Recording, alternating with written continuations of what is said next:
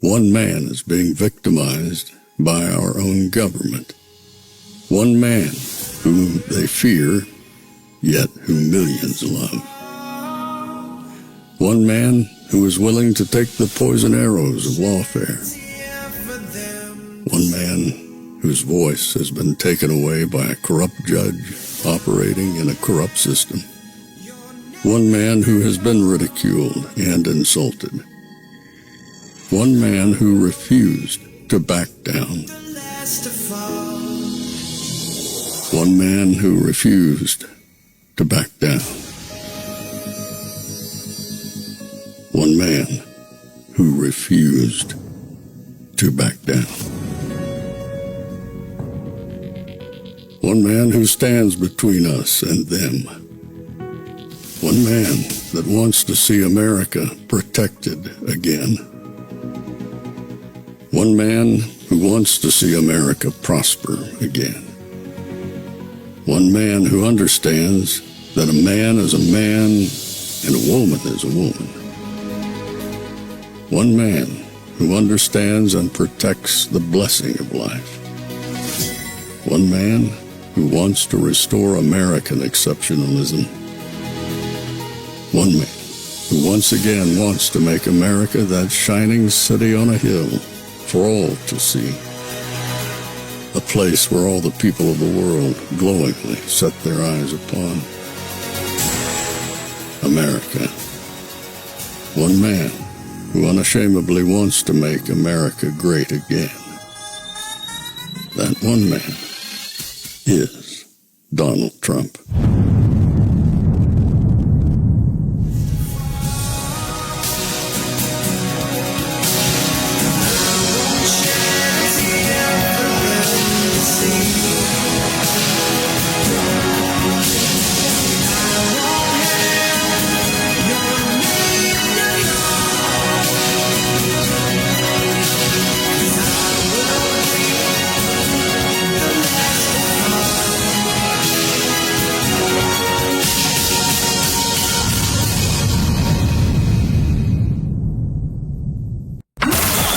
This is Fanfare with Barry Cunningham. City, but look at this crowd. Jason, I'm going to have our wonderful photographer kind of pan around and show you how many people have shown up for this very early morning rally. People have been here since, some people have been here since last night, to be honest with you. I met somebody who actually got in line at 9:30 last night, but most people got here at 3 o'clock in the morning, and I've made some friends over here that I want to talk to. Hi, you guys. Good to see you again.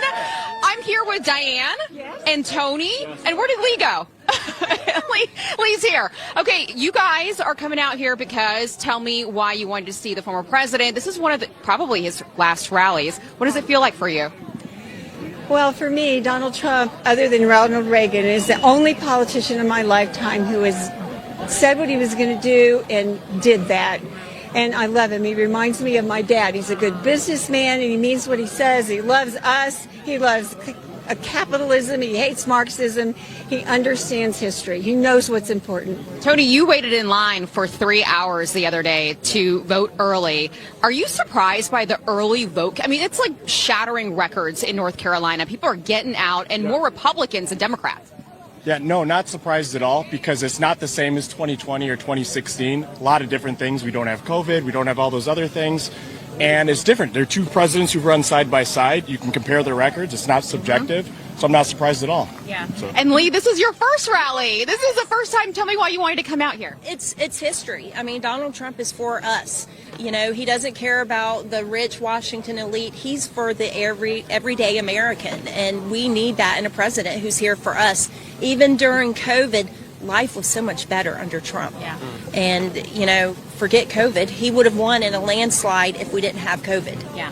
And one more over here, this gentleman back here. Can I just ask you one quick question? You were telling me you were back here at this spot in 2016, the day before the election, very similar, and you felt that energy back then, and you feel the same energy this time. Absolutely. It was just filled with energy.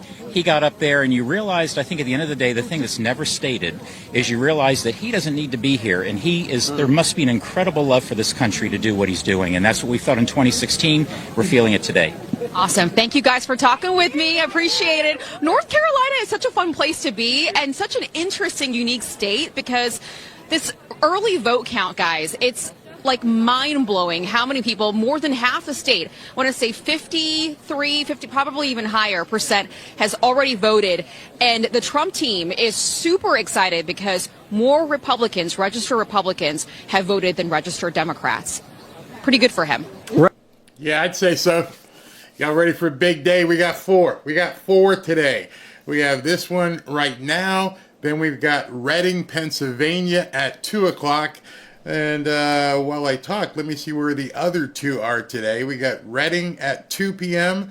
Then we've got back to Pittsburgh, where he was a couple weeks ago or last week. I can't remember all the dates. That's going to be at 6 p.m. And then the closing finale at 10:30 p.m. tonight in Grand Rapids, Michigan. As you heard Trump speaking yesterday, he was quite hoarse in his voice because he's leaving it all on the field. And as you can hear right now, I'm kind of hoarse. That's how it's been. We're all just pushing, trying to get as much done, trying to get this thing completed, bring it to the finish line. We got one day. We got the rallies today, and then tomorrow it's to the polls. And it's looking very, very good. Very, very good. I mean, I'm excited. I'm excited even more than I was in 2016. This is going to be epic. I'm watching meltdowns everywhere on X. People are freaking out on the left. They've got no answer. And it's so funny. As people saw that woman completely fold with her poll data yesterday, I think it became apparent to a lot of people that they were seeing basically the propaganda, and seeing the propaganda for what it is. How they like, wait, how did this woman not know what the hell she was talking about? Yeah, now you know. It's all falling apart. And what's even funnier is all the people who were freaking out about Polymarket. And I told you that some of these people were dumping in huge amount of money. They were trying to basically game the system and manipulating it. Guess what? They pulled their money out, and all of a sudden, you know what's happening. Trump's going back up, up, and up. I don't put much stock in Polymarket, but what was interesting about that was how much they were trying to influence the betting market by just dumping cash into it. The desperation is evident everywhere, which probably it should be.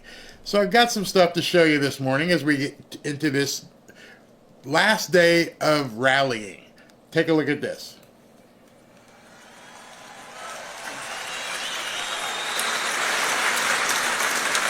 As a veteran, I'm honored to lead this audience in our pledge. Let's make sure the bureaucrats in Washington, D.C. can hear us.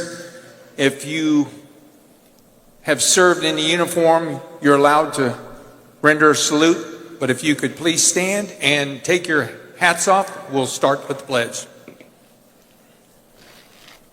I pledge allegiance to the flag of the United States of America and to the republic for which it stands, one nation, under God, indivisible, with liberty and justice for all.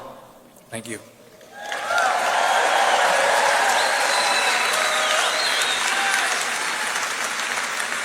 Ladies and gentlemen, please welcome to the stage a proud member of the Lumbee tribe, Ashton Thomas, to lead us in our national anthem.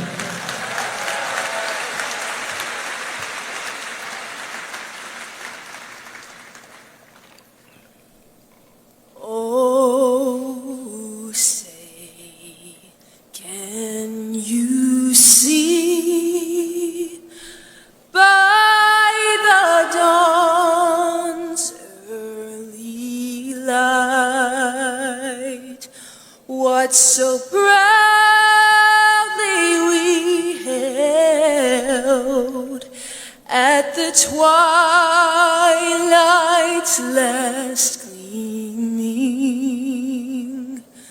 whose broad stripes and bright stars through the perilous fights o'er the ramparts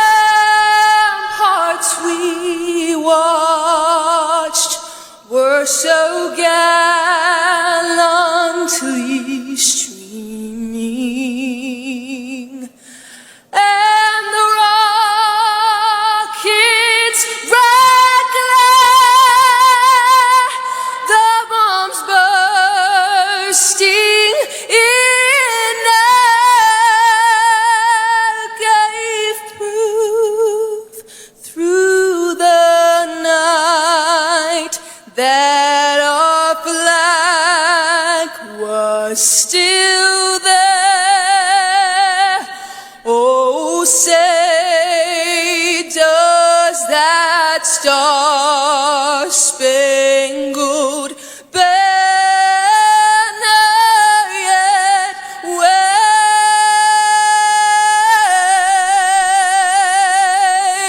wave o'er the land of the free and the home of the brave?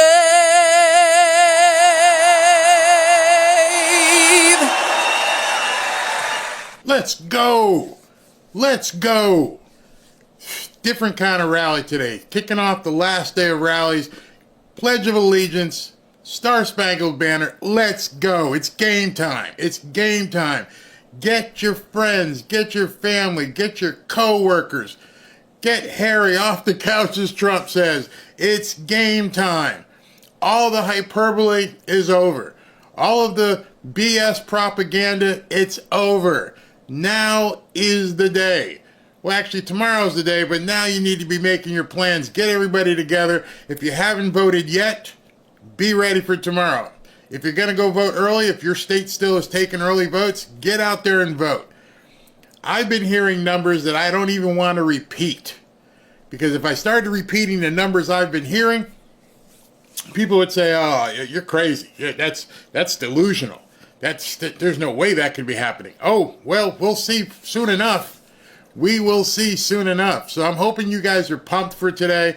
I'm going to do the best I can with my voice. I'm sure he's going to do the best with his voice. 4 flipping rallies today, which means a lot of hoodies going to be given away today. A lot of hoodies given away.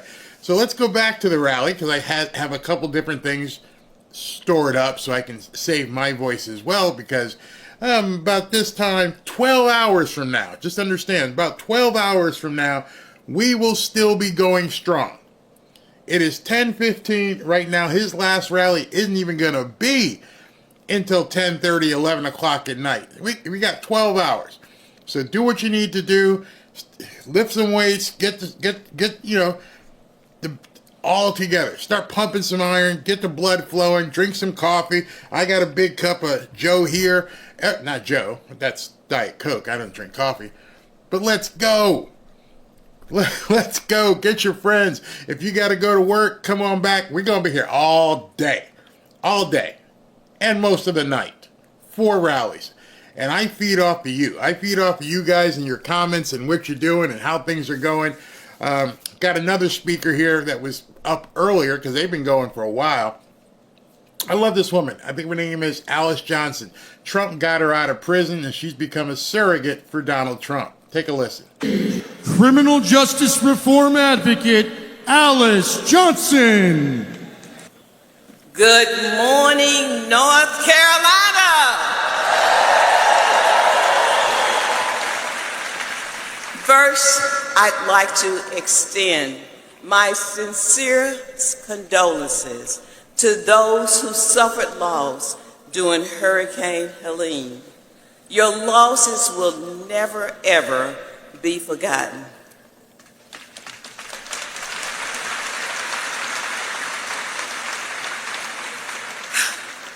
I feel so blessed to be here today. 6 years ago, I I could never even imagine standing before you and doing the work that I'm doing now. I was sentenced to life plus 25 years in prison for a first-time non-violent offense. 3 presidents left me in prison to die. My hope for freedom was pretty dismal. But God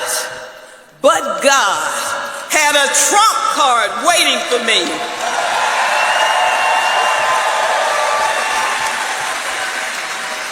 After serving almost 22 years, my case was brought to President Donald John Trump, and glory to God, he set me free. So I know how it feels to feel hopeless, to see no end in sight. Kamala Harris says that it's time to turn the page. But how do you turn the page when you can't even buy groceries at the store? How can you turn the page, North Carolinas, when your spending is out exceeding your earnings? When you go into that grocery store to put food on the table for your family, you take out your wallet and you're short. We're being stretched to the limits by this current administration. How and where do you get this money from that you're supposed to survive on? From some magic money tree? The same money tree that has cost North Carolina taxpayers over $3 billion a year because of illegal immigration. The average Tar Heel family is already spending thousands of dollars, stressing their budgets out that I know you don't have to spend. And we in America are experiencing the same thing, we other Americans. I know that hope seems to be lacking all over this country because it seems pretty dark. But we do have an answer, and that answer is not Kamala Harris. She has failed us, and she has failed this nation. So,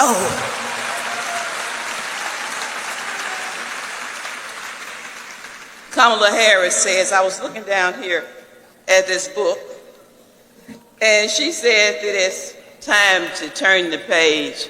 But I ask you, Kamala, how do you turn the book? How do you turn the book? How do you turn the page? It's the same book. I think I know what we need to do. We need to unburden ourselves and get rid of a book.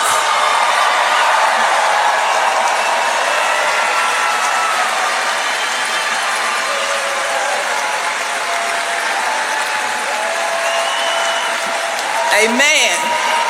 Wait a minute.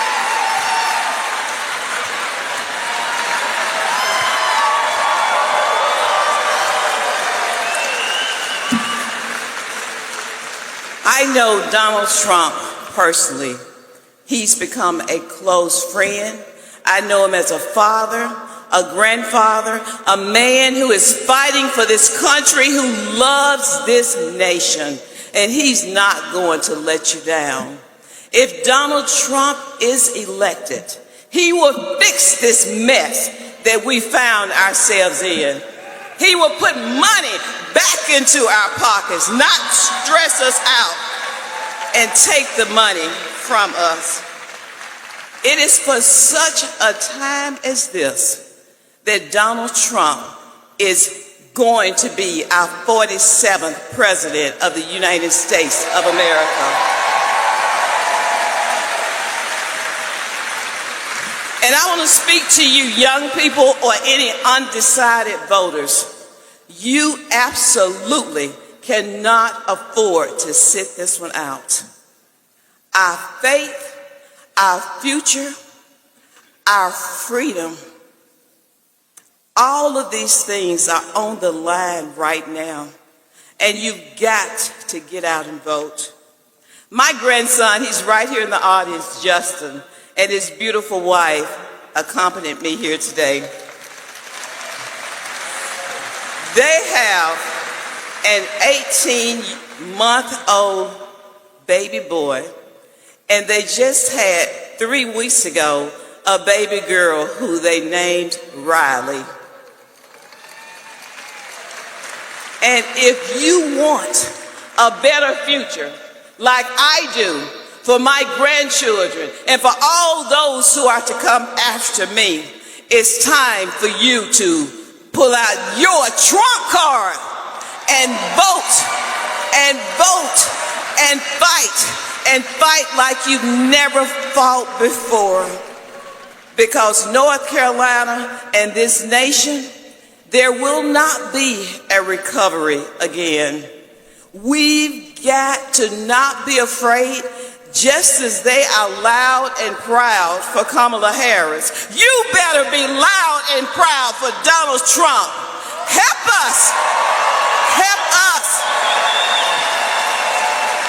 Help us elect God's man, President Donald J. Trump for president. God bless you, and God bless these great United States of America. Thank you. Thank you. Thank you. We got it. Am I on? I'm on. That was fantastic. That woman has gone through so much, and Donald Trump set her free. So something happened yesterday that a lot of people are talking about, and I missed it. I don't know if I was looking down or what was going on, but I missed this. I want you guys to take a look at this. Let me clear that comment so you can see. Listen, it's just 18 seconds. And I want you to listen and think to yourself, what exactly could this man be talking about right here? I've watched it probably 10 times myself while I was cutting and editing it and putting it up. And I'm like, just listen, and then we can talk about it, all right? We got to get the senators elected because we can take the Senate pretty easily. And I think with our little secret, we're going to do really well with the House, right? Our little secret is having a big impact. He and I have a secret. We'll tell you what it is when the race is over. Come on, Donald. You're going to leave us all hanging on that? What in the heck could be this little secret? And he had that cat-eating grin on his face. Yeah, I'll tell you after this race is over. So it's not a secret that would basically push people to vote for him. It's something mechanical. When I say mechanical, something he knows he can do after he's elected to basically get some stuff through in the House. And I'm thinking to myself, what could that possibly be? I'm not going to have any conjecture. I just wanted you guys to digest that and hear it for yourself and go, all right, so it's nothing to do with the election. Because it's not about basically pulling a trigger and coming out with some surprise. Nope, that's not it. It's something to do after the election. So after he's elected, and I would assume after he's inaugurated, I don't know. But how is it going to help him get the House after the election? Some people were talking about the Brunson case with the Supreme Court and the possibility of when the Supreme Court comes out with the Brunson decision, is it going to invalidate much of what took place in 2020 and 2022? Meaning, is this Brunson decision going to cause many people in the House to be taken out? I don't mean physically. I mean like they're going to invalidate their elections. I don't know what it was. A lot of people were talking about the Brunson decision. And if you haven't been following that, it's a case right now that's being adjudicated in the Supreme Court. And I don't know I don't know. I'm looking at it right now. The Brunson case, where is it? United States versus Brunson of 2020. All right, so here's the case right now. I want you to be able to take a look at this. I don't want to go down too much of the tinfoil hat route here. But this Brunson case that is now before the appellate court and went to the Supreme Court. And basically what it is that Joey Brunson was involved in a trafficking ring during the government's investigation into the operation. Law enforcement surveilled it and conducted buys from it. It also used wiretaps on phones belonging to Brunson and his associates. The wiretap orders identified the authorizing officials by their job titles, but not their names. The names were included in the wiretap applications, which were submitted with the proposing order. So you're thinking to yourself, what does that have to do with the election in the House? And I'm not sure. And then here's the other Brunson case. And it was, where's it? This one. All right. Look at this. This one also, I hate this website because it has all these ads and stuff on it, and it's hard to get away from it. But it says, the Supreme Court did not hear a case seeking to oust Biden and other officials. Get all your ads out of here. All right, so you go down here. The Supreme Court heard a case last week that was expected to annul the 2020 election. AP's assessment false. The Supreme Court did not hear such a case. On Monday, the justices declined to hear the case that argues hundreds of elected officials, including Biden, Kamala Harris, Vice President Pence, should be ousted from their government positions for violating their oaths of office. Somehow this thing has made it back to the Supreme Court. So I don't know. I don't know if a bunch of people are about to hear some stuff that could be quite damning. Not really sure. But that's very interesting. Very interesting. So yesterday I was talking to, this is from Ashley, okay, talking to some people, and I mentioned it on yesterday's show that I would love to see if sometime today, and giving the press no time to react, if Trump came out and said he's going to be working on no income tax. I had a bunch, probably 10 or 15 people emailed me and texted me, oh, Barry, here, it's already out there. Here's what the New York Times said. That's not what I'm talking about. The New York Times and many other publications have been saying Trump is considering pushing a no income tax. I saw the New York Times article. I'm as many of us have, I'm like, he's considering it. I even showed it on one of our broadcasts. That's not what I'm saying.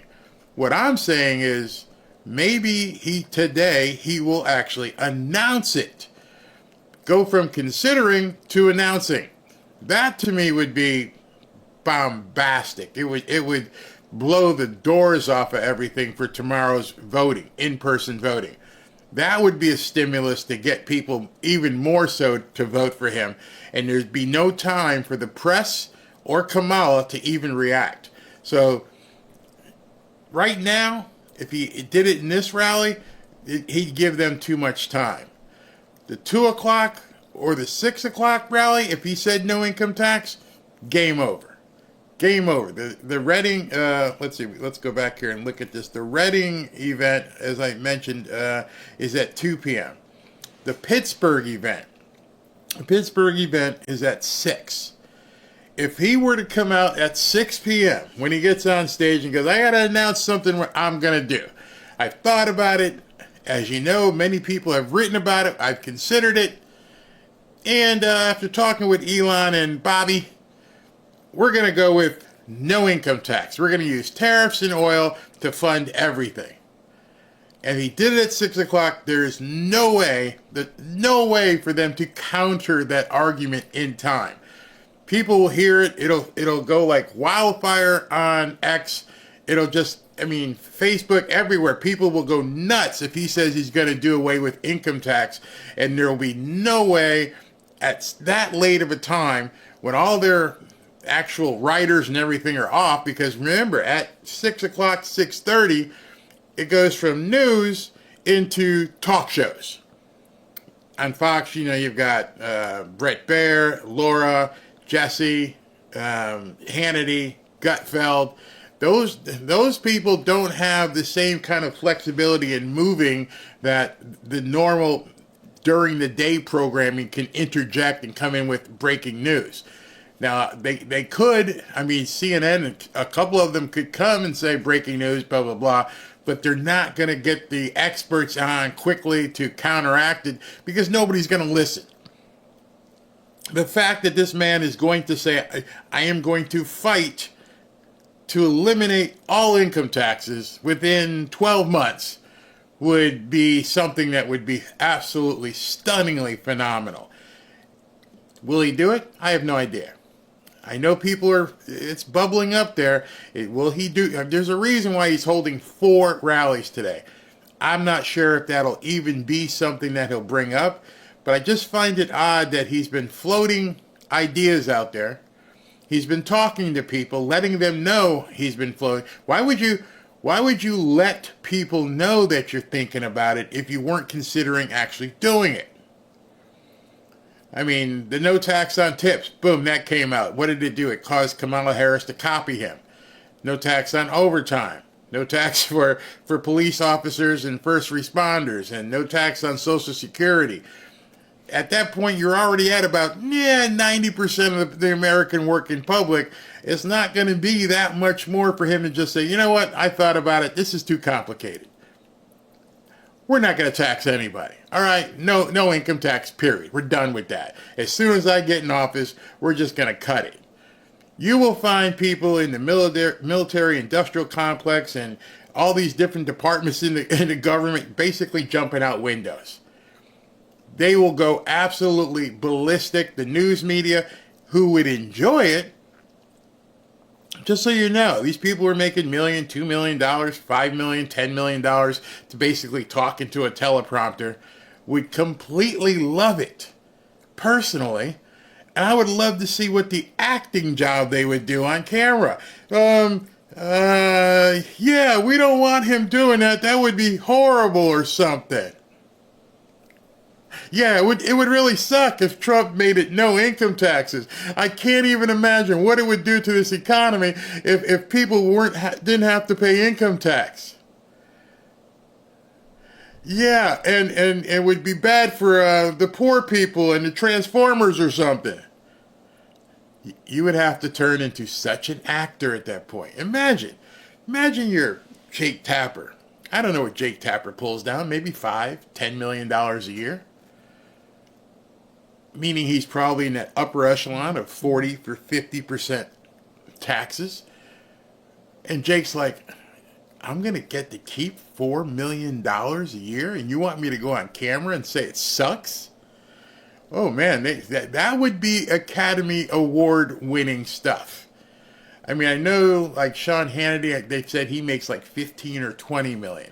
Rachel Maddow, I believe, makes like something stupid of 20 or 30 million. Wait, Rachel, let's look at that, because that's going to be very interesting. All right, so Rachel Maddow, just so you know, I'm not making it up, so you guys can see it too. Rachel Maddow makes $30 million per year. She's worth 40. Her annual salary is $30 million per year. So you about to tell me somebody who makes $30 million a year and lives in New York, who pays probably, depending on her deductions that she'll never tell you because, she uses conservative accounting practices, no doubt, when she's filing her taxes. But somebody who's making $30 million is probably paying somewhere between 45, maybe 50% in income taxes. Meaning she's paying $10 to $15 million a year in income taxes. And she's going to get on camera and say, wait a minute, I get to keep an extra $15 million? I think I just became a Republican. that would be, if he were to come out and say that, I would love to see the gesticulations and mind-bending people on MSNBC and all these liberal networks would have to do, knowing full well how much of their own money they would be able to keep. Never mind you and me, somebody making $30 million a year. Hey, LeBron, we know you make like, 90 million, whatever it is, playing basketball. Are you going to come out and say, no, man, no, this is crazy. I need to be paying my income tax. Well, then very quickly, every reporter should say, you can continue to pay it. There is nothing that prevents you from paying more income tax and cutting a check to the IRS, if the IRS is still in business when Trump gets in. But in any event, it looks like we've got the other firebrand, not Stephen Miller, but Alina Habba, looks like it. Yeah, I love her. She is so crazy. She's about to take the stage, so let's go ahead and listen to her as soon as she's done dancing and the music. Oh, God. We've got one more day to save this country. I just arrived with the greatest president this country has ever seen. He is backstage right now, and he is ready to become the 47th president of the United States tomorrow.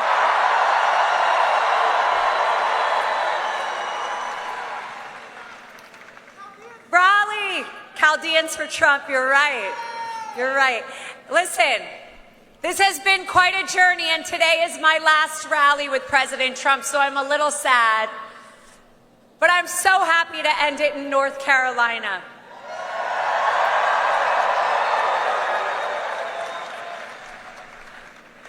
I know North Carolina is going to make the difference. I can feel it. But we have to get every one of our friends, our mothers, our brothers, our cousins, take your grandma, take her for a visit, and take her to the polls. We have to vote. You know, as I stand here, I realize it's been 3.5 years since I started this with President Trump, before he even announced that he was going to run. And after experiencing the last 3.5 years as a mom, as a woman, and as a business owner, I can tell you with certainty, we are not better off than we were when he left office. But I can also tell you something else. Kamala broke it, but Donald Trump will fix it.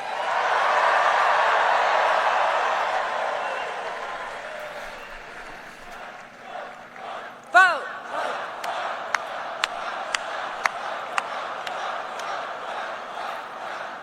So I've done a few of these, and in my final speech, I just want to talk to you about the man that I do know.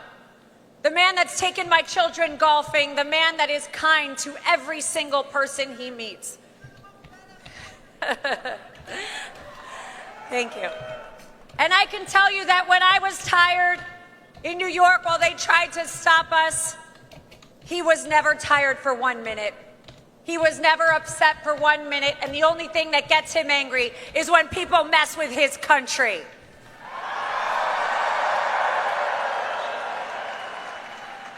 President Trump has led the most amazing life.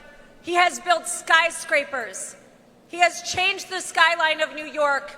He built the Trump Organization. He saved this country in 2016.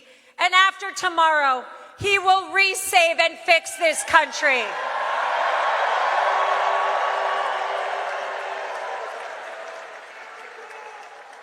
Because there is nobody I know that loves America more than Donald Trump. That man has sacrificed everything, and they have tried to take him down in every way possible. Through lawfare, through raids, through telling him his fans and his people and his American patriots are garbage. See, even my mic didn't like that. They tried to say that he surrounds himself with stupid women who aren't strong.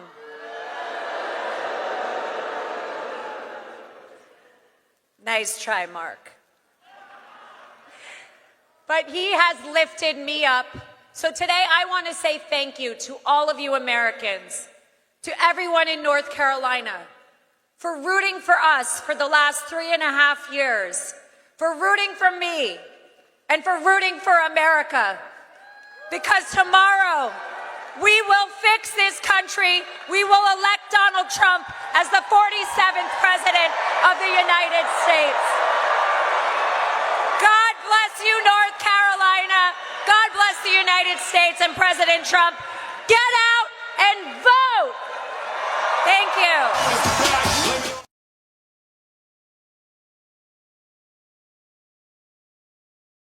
I gotta tell you something.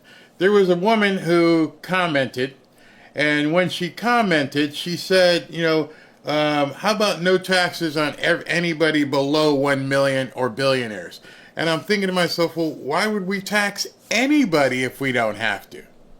Why do you still want to tax millionaires and billionaires if we don't have to? What if we were like Saudi Arabia? Oh, I got to take this next speaker. It's Don Jr. What if we were like Saudi Arabia? I want you to think about that for a second as Don Jr. is taking the stage. It looks like they're going to pull out all the big guns for this event. Think hard about what I just said. What if we were like Saudi Arabia? Here's Don Jr. North Carolina, how's it going? You guys ready to win and take our country back? Are you ready to stop the insanity? The Biden-Harris cost of living crisis that's crushing so many people? How about we stop the endless wars? How about that?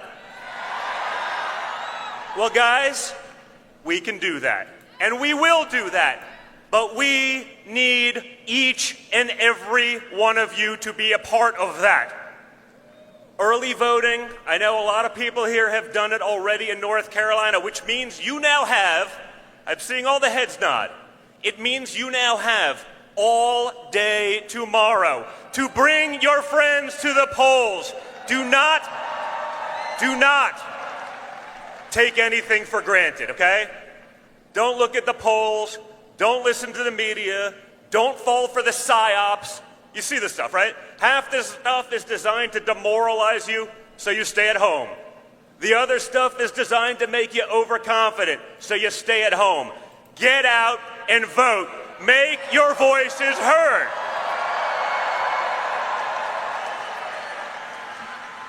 It's simple, guys. If you show up, if you bring your friends, we win. And more importantly, we can end it tomorrow. Because if we win decisively,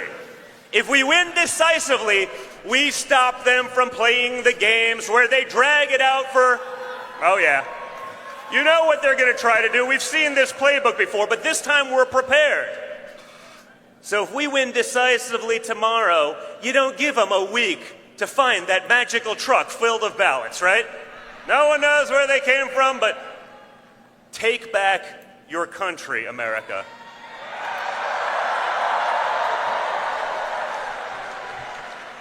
We went from a time of peace to a time of war in an instant. We went from a time of prosperity to a time of poverty, faster than you could ever imagine. Kamala Harris is not going to change anything. We know that because she told us in her own words that she would not do anything differently.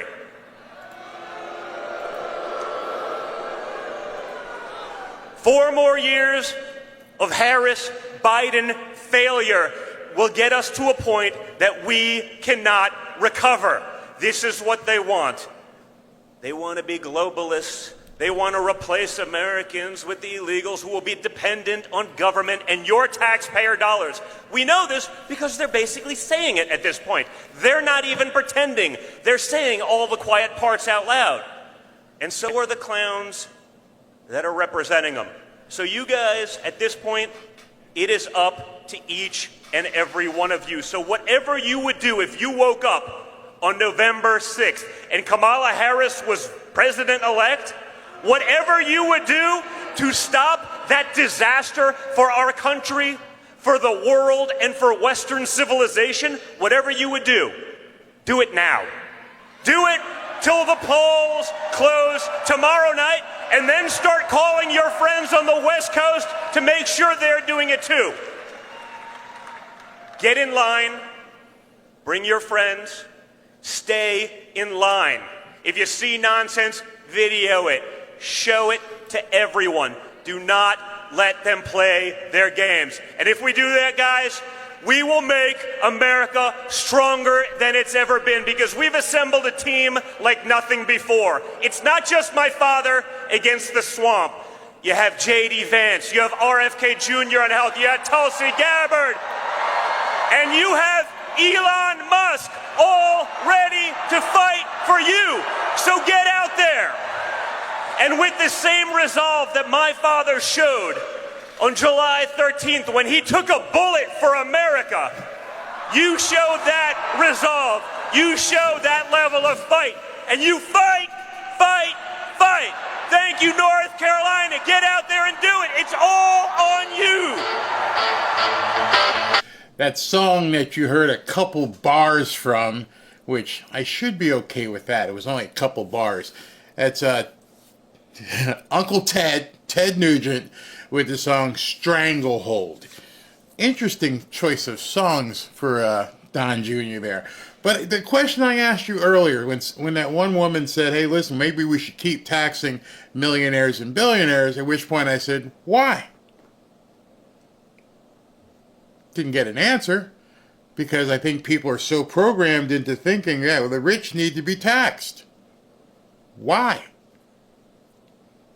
Nobody can give an answer to that. If the bills of America are being paid, if we're okay with all the money that we bring in covering the bills, if we can get the budget put together where it actually makes sense, why should we tax millionaires or billionaires?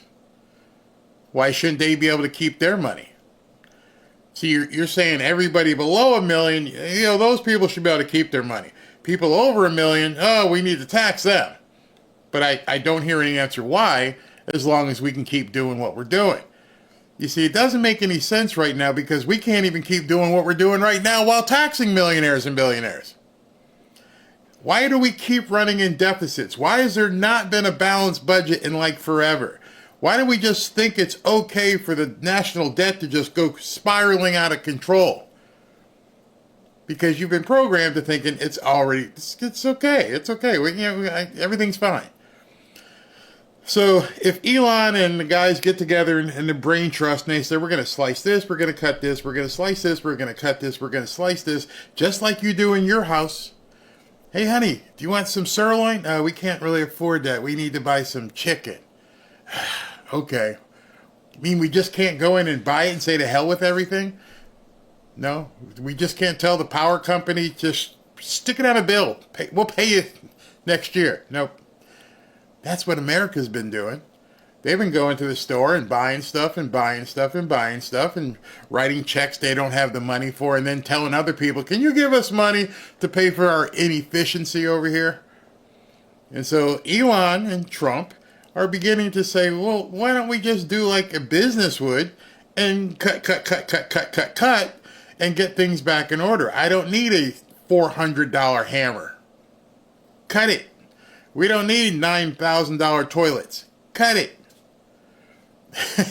We just have gotten used to not having to cut stuff. So the idea of raising tariffs and then using oil to pay everything, those two things together, we'd be fine. Did you know, as Trump is walking out, did you know that we produce more oil than Saudi Arabia? I'm asking you that. Did you know that we produce more oil than Saudi Arabia? You probably didn't. You probably didn't. And did you know that rich country where you see all the guys in the headdresses and they make gazillions and gold statues and everything else? Everyone in that country, the entirety of that country, nobody pays any income taxes. So you have the probably the second highest producer of oil in the world. I'm not sure the rankings, but they're below us. We produce more oil than Saudi Arabia. Yet our people have to pay 40-50% in taxes. Their population pays nothing. Their government, however you want to look at it, somehow figured out a way to make their gross domestic product pay for their stuff. And they don't charge their people to live in the country. So if Trump comes out here in this speech and says, cutting income tax, we're done with it. Or if sometime today he goes, I've talked to Elon and here's our plan. We don't know if we can do it in year one, but our plan is to cut income taxes. It's going to cause conniptions. People are going to recoil because they're going to tell you we can't do that. But they're not going to tell you why. Oh, he's going to cut all these different programs and he's going to cut this and he's going to cut. Yeah. The essential ones we can keep and fund and make more efficient. Why is efficiency a bad word in our government? You know, efficiency in your own household or your own business is what makes you profitable because you learn how to manage your business and your cash flow. You can't run your business like the government. The government has an unending supply of money because they keep taking it from us.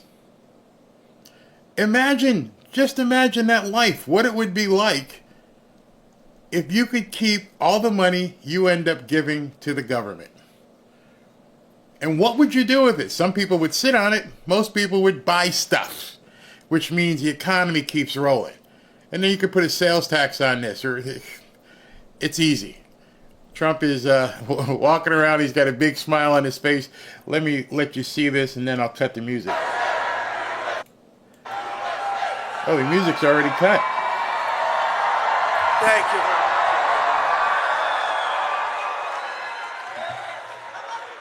Hello, beautiful, beautiful North Carolina.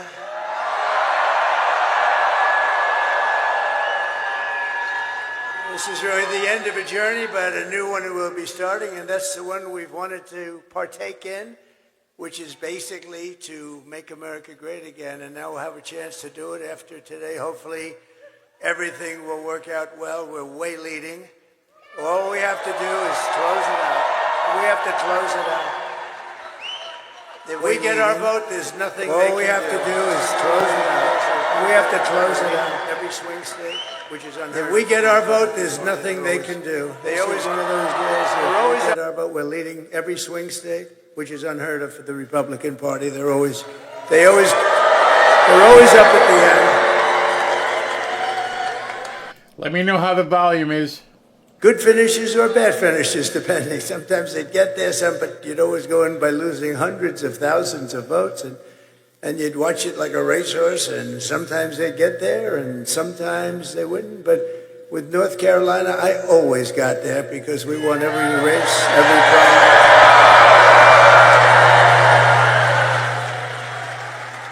So essentially, they have an expression. I hate the expression, actually, but it's ours to lose. Does that make sense to you? It's ours to lose.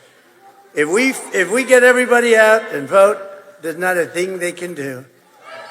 And if we don't, they have to get every person that ever signed anything in that horrendously dangerous party that's going to destroy our country. And it already is destroying our country. We just can't let that happen. We cannot let that happen. So here's my only purpose in even being here today. Get out and vote. You know that. I'm thrilled to be back in this beautiful state with thousands of proud, hardworking American patriots. That's what you are. You're patriots. You built this country. You built this country. But I'd like to begin by asking a very simple question. Are you better off now than you were 4 years ago?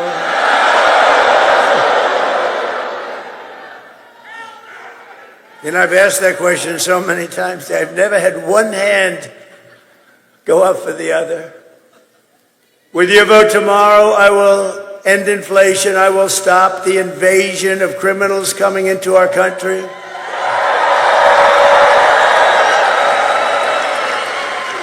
Which I happen to think is the absolute worst thing that has ever happened to our country. I've never seen it. They're putting in murderers, releasing all of their prisoners from jails all over the world, not South America, all over the world, into our country. I think it's the worst thing. You know, in the polling, when I see the polling, I see that inflation and the economy are number one, which is sort of standard. But I really would like to put that, because we're going to close up that border so fast. We're going to get those people out of here. And she's not going to do it. She couldn't do it if she wanted to. She wouldn't know what to do. They have open borders. And you know what? If things went bad today, you would have, and tomorrow, you would have open borders the first day of that. And they have 21 million people that they let into our country. Many of these people are murderers. Think of it. 13,099 are murderers. The big drug lords, the prison population from countries all over the world. And if I ran a country, I'd say, get my prisons, open borders. They just walk in.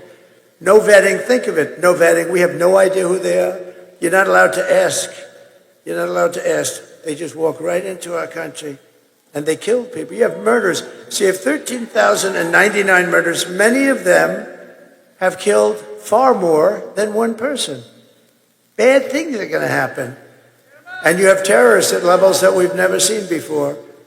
We had terrorists down the lowest we've ever. I had in 2019, and this isn't done by me, this is done by Border Patrol, which, by the way, endorsed me. They gave me a great endorsement. They said, he's the greatest president ever. He's the greatest president. The head guy, boy, Paul, was great. He made a beautiful speech, but he said, he's the greatest president our country has ever had. I said, does that include Lincoln, Washington, and a couple of them? But it's very nice. But they gave me the strongest endorsement. And I have to say this, in the same little speech, they said she's the worst thing to ever happen to our country. And it's very hard for them to say that. She never made one phone call in 4 years to the Border Patrol. How are we doing? I used to drive them crazy. They probably said, oh, no, it's the president again. Yes, we're fighting our president. Yes. I used to drive them nuts. When I had nothing to do, I said, call the Border Patrol. And we got, just drop that chart, please. That chart, my all-time favorite chart.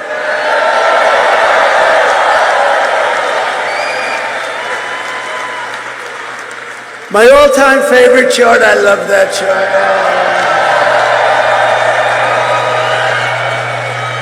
I sleep with that chart. I kiss it every night before I go. Because I wouldn't be here if it weren't for the chart. If you take a look at the arrow on the bottom, that was the day I left office. That was the lowest illegal immigration we ever had. And I kept it pretty good. And then you take a look. And we had Mexico pay for their soldiers. They didn't want to pay for their soldiers. I said, you have to give us soldiers while we build the wall. And they paid so much money to us, and they said, we're not going to do that. They actually laughed at me when I suggested it, and I said, here's what I'm going to do. I'm going to put a tariff of 100% on all your cars and everything that comes into the United States. They said, you know what they said? Sir, we would be greatly honored to let you have our soldiers free of charge. Thousands. How many would you need, sir? I said, as many as it takes. And they were great. They made a big contribution to our security, let me tell you. But they got to stop with, now we're talking Turkey. One of the first calls I'm going to make is to Mexico. You stop letting people come in through our border and come in through your southern border, and you stop it.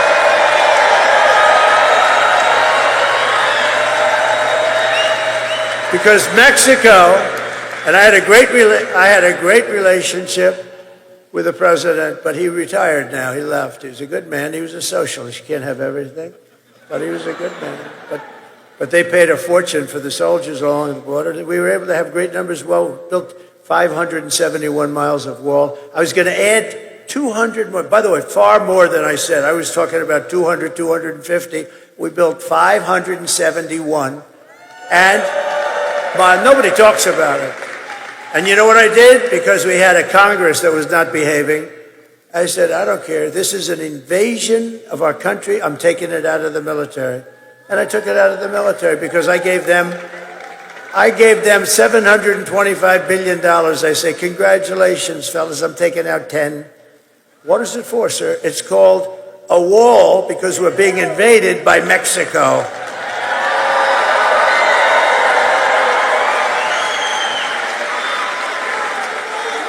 But now we have a new president in Mexico. Supposed a very nice woman, they say. I haven't met her. And I'm going to inform her on day one or sooner that if they don't stop this onslaught of criminals and drugs coming into our country, I'm going to immediately impose a 25% tariff on everything they send in to the United States of America.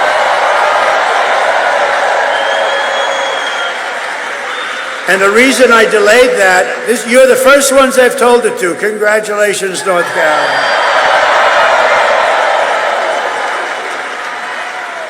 And it's only got a 100% chance of working, because if that doesn't work, I'll make it 50. And if that doesn't work, I'll make it 75 for the tough guys, and I'll make it 100. Then I'll make it 100. And at some point, they'll have so many soldiers on their southern border. You know, their southern border is where they come in. They come right through. And by the way, it has a 100% chance of working. It's only a question. I'll start off at 25%. That's a lot. Do you know Mexico's our #1 trading partner? Do you know what that costs? They make a fortune. They've taken over our country in a way since this Biden-Harris people. They became our #1 trading partner, and they're ripping us off left and right. It's ridiculous. They're not going to rip us off. They wanted $3 billion to meet with Biden. They wouldn't have said that with me. I would have said, oh, really? You want $3 billion to meet? I'd do the opposite. If you don't give us $3 billion, I'll impose the biggest frickin' tax.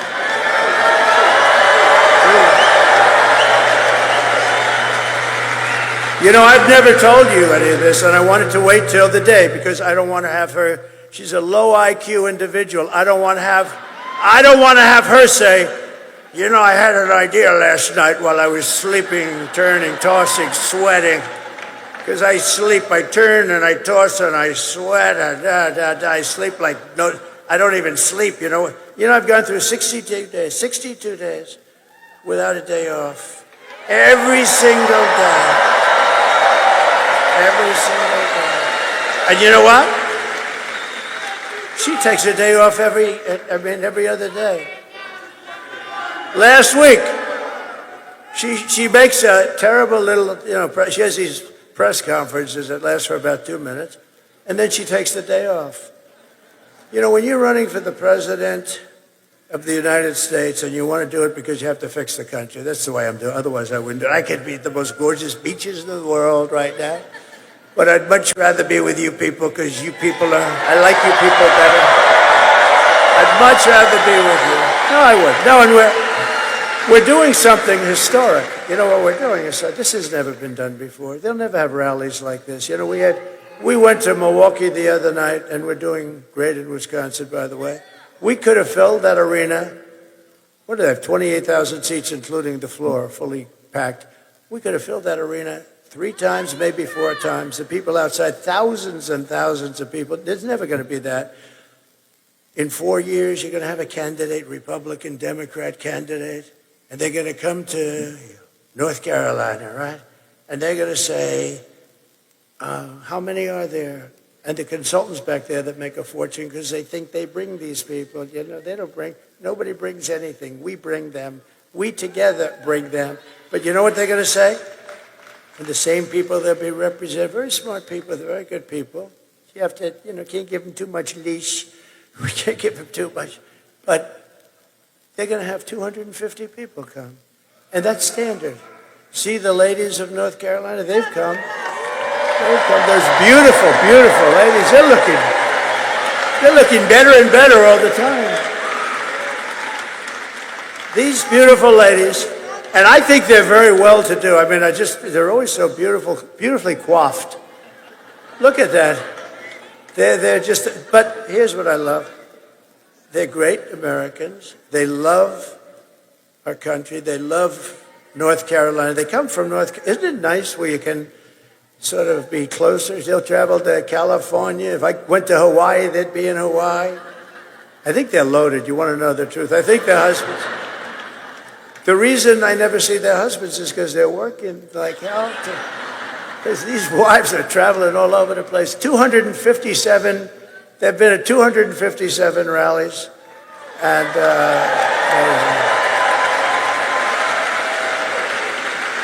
their husbands are going to be so happy when this ends. But I don't want, and you know exactly what I'm saying. I didn't want to say this about what I'm going to do at the border. I stopped at the biggest auto plant in the world from being built on the border. China, and I have a lot of respect for China. Look, they're smart as hell. They get angry when I say it, the fake news. So, they're smart as hell. They're like playing chess and grandmasters against playing an average checker player and maybe a less than average checker player. The deals, when I came into office, I've never seen such bad deals with Japan, with China, with the worst trade deals. I actually said, there's only two reasons we could have deals so bad. The people making the deals were corrupt, which I actually believe, or they were very stupid. And I think you had a combination of both. And we fixed a lot of those deals. We would have had them all fixed up, but then we had to fix COVID. But we had the greatest, think of it, we had the greatest economy in the history of our country. The greatest. We had the greatest border. That's done by Border Patrol. That's not a Trump special. That's done by Border Patrol. That lovely, gorgeous, I look at it, I get tears in my eyes. And you know, the day of that horrible situation in Butler, it was just about there. It's weird that you have it almost, because it's usually all over the place. You have no idea where it's coming up. When I say lift up the sign, I usually have to look all over. There, I have one over there.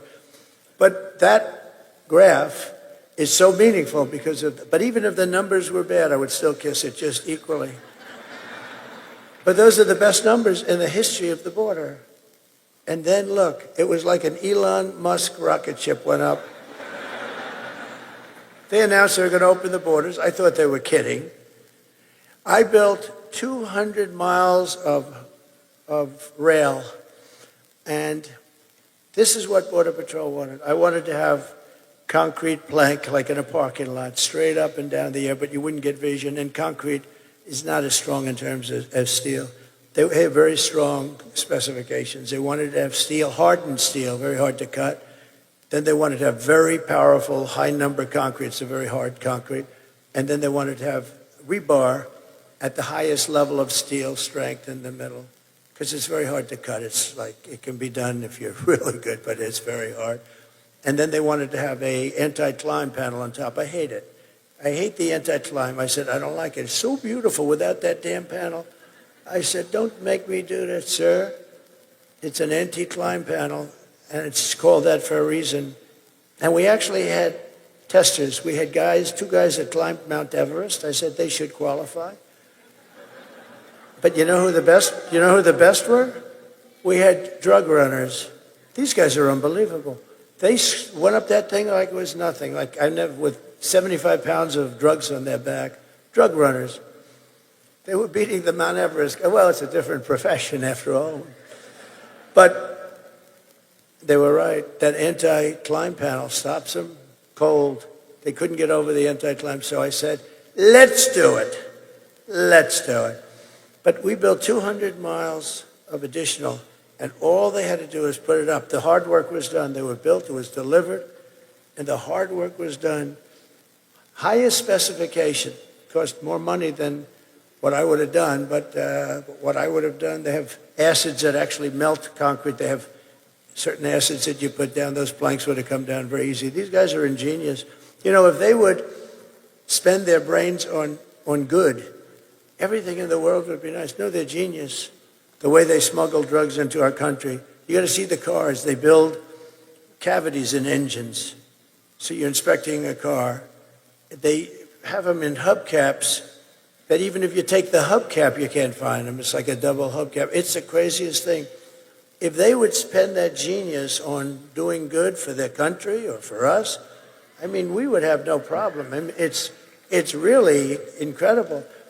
And, you know, the people that do the trafficking, what they do with the women is they put them in trunks of cars. It's mostly women, by the way. Mostly women. A lot of people say traveling and trafficking. But the trafficking is women. And the reason is it's become as big as the drugs. And the reason is because of the Internet. The Internet made it a modern business and a big business. And I'll tell you, some of these guys are among the richest people in the world. And they run a real operation. And they essentially take care of Kamala because they even have an app where they can call. So they learn where they can drop people that they're putting into the country, where they can come through with drugs. They have an app. Can you believe you call an app? You're now a drug trafficker or a human trafficker, and you say, ding, ding, ding, hello? Where do I drop these people? Go about 7 miles up and then go a mile left and just drop them at the opening in the gate. Okay, can you believe this? This is Kamala.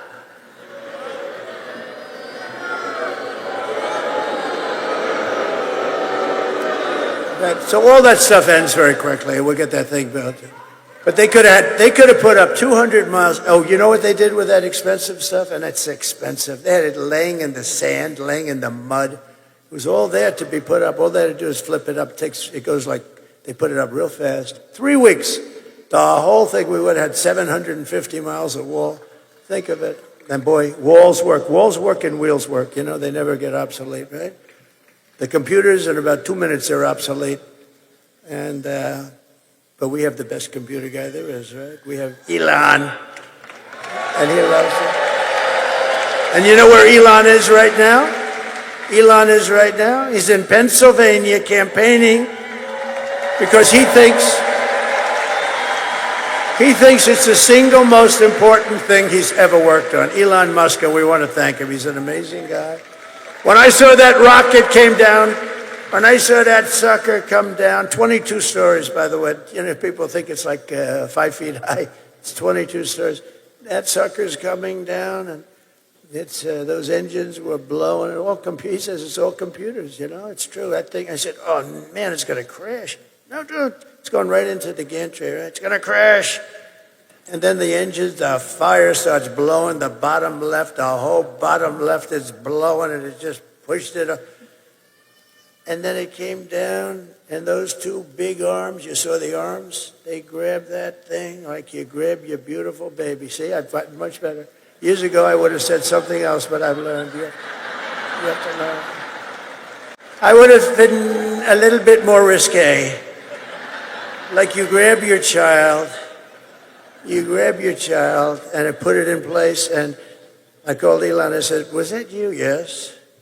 He said, that's genius. He said, yeah, it was a lot of brain power went into that. I said, why do you do that? He said, well, we don't want to drop a ship in the ocean every time it goes, and you have to start all over. Those things cost billions of dollars. He said, this way we save them.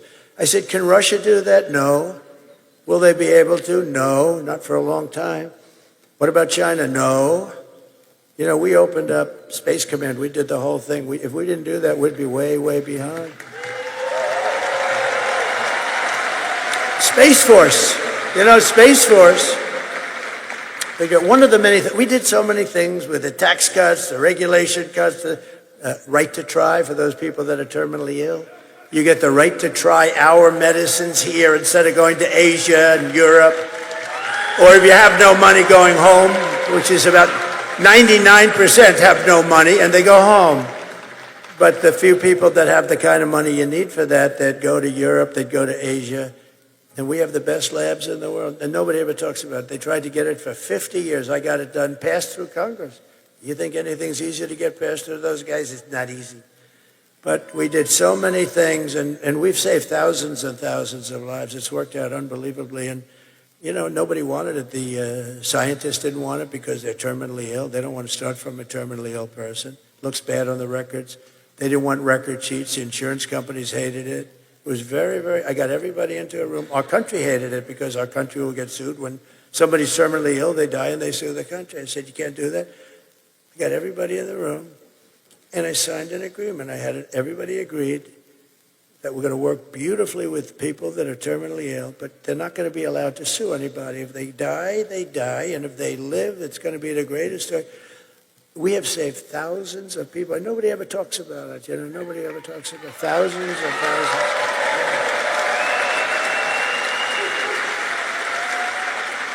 I mean, we have a person in this room who was saved by Right to Try. We're a space-age drug. They're doing things, but it takes a long time to get them approved, or I cut it in half. I cut that time in half. But the FDA takes 12 years sometimes to get something. And by the time it's approved, a lot of people are gone. So when they're terminally ill, we get them that drug right away. They sign an agreement that I or my family will not ever, for any reason and under any circumstance, sue the United States government, such and such a drug maker, such and such a lab, Dr. Schwartz, Dr. Jones.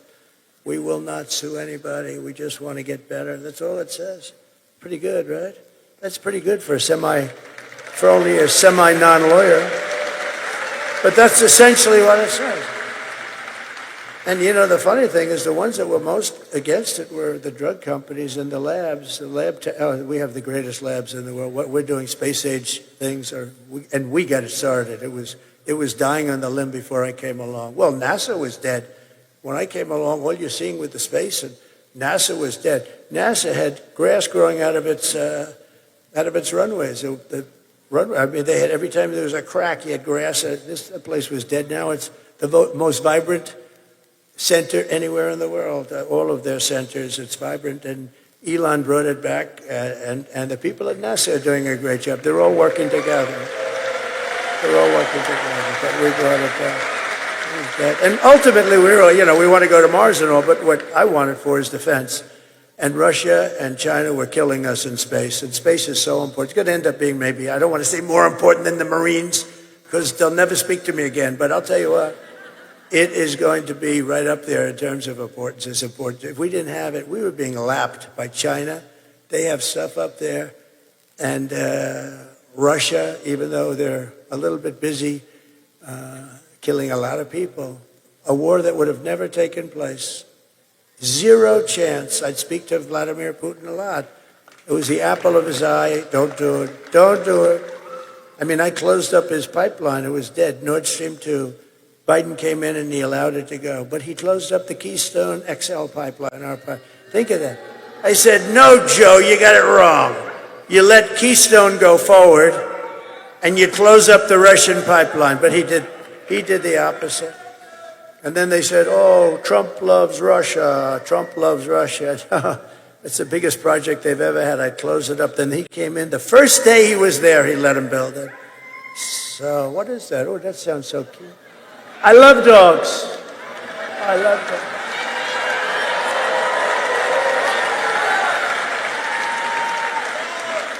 We love dogs. You know, Lara Trump, by the way, you happen to know she's married to my son, and she's the vice chairman along with Michael. They're doing an incredible job. But she would come into the office, and she loves dogs and pets, and she would get me to do things for doggies that you wouldn't believe. Dad, we have to make the cages larger. We have to provide air conditioning. Can you believe it? I didn't know too much about it, but you understand what I'm saying? In these kennels where they're obviously not treated too good. I said, so do we have to give them a steam bath? Or do I? No, she was very, very strong, and I listened to her when she talks, I listen. But Laura was so incredible. As you know, she was born in North Carolina, lived here his whole life.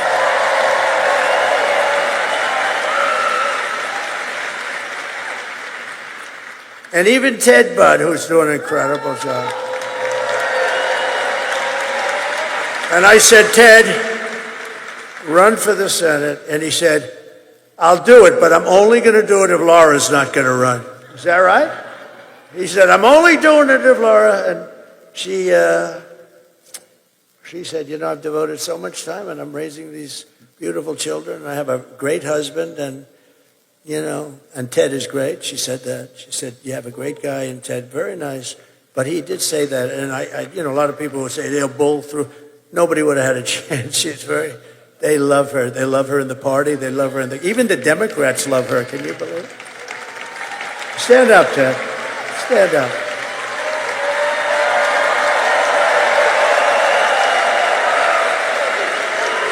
And he's doing a great job, but I thought that was really nice. And she knew he would do a great job. Tomorrow you have to stand up and tell Kamala that you've had enough. You can't take anymore. You just can't. What? They're all screaming, fire her, please. I mean, what a terrible job, what they have done to our country. And you're going to say that to her. You're going to say, you've done a terrible job, you're grossly incompetent, we're not going to take it anymore. Kamala, you're fired. Get the hell out. Get the hell out of here. You're out of here. Get out of here.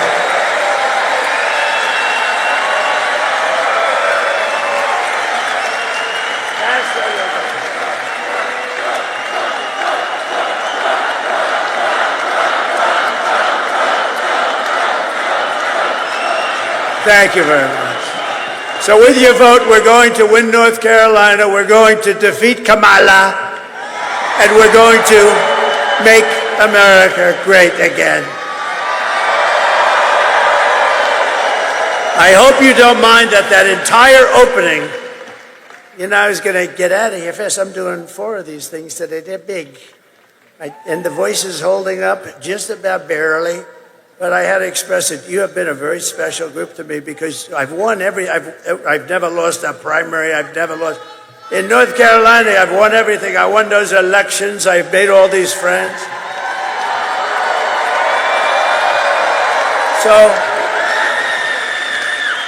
So I just give you a little bit of a thing. And by the way, the press will say, oh, he rambled. No, that's not rambling. You know what that is?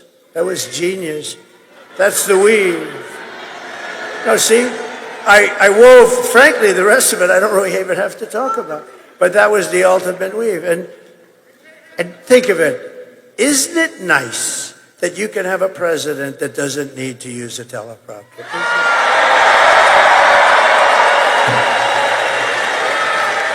Isn't it nice?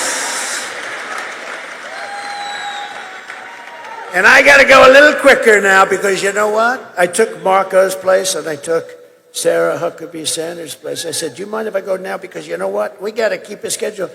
And I'm going to ask them to come up right now. Just come up. Because I took their place. And it's so rude. Marco is a big winner, beautiful winner from Florida. As you know, he's a great guy. He's my friend. And Sarah's now the governor of Arkansas. And we love those people in Arkansas. So while I'm talking, I'm going to ask them to come. See, we're trying to conserve a little time. But they are incredible people. Oh, come on up if you can, if you're around, wherever. Come on. See? That's called efficiency. I figure Sarah would be finished now and Marco would just about be getting started.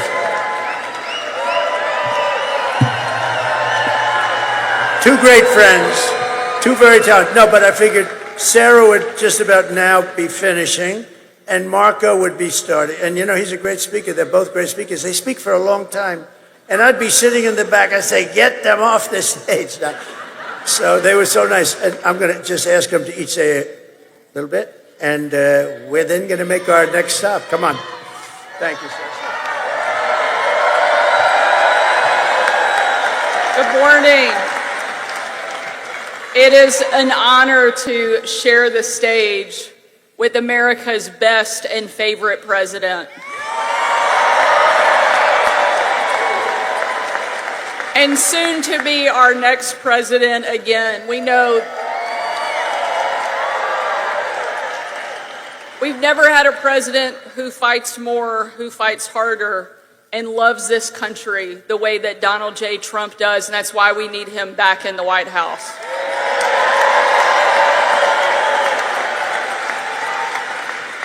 Every day when the left was relentlessly attacking me, it was Donald Trump who stood up for me, who empowered me, and gave me confidence to do my job. And that's what he does for every single American, every single day.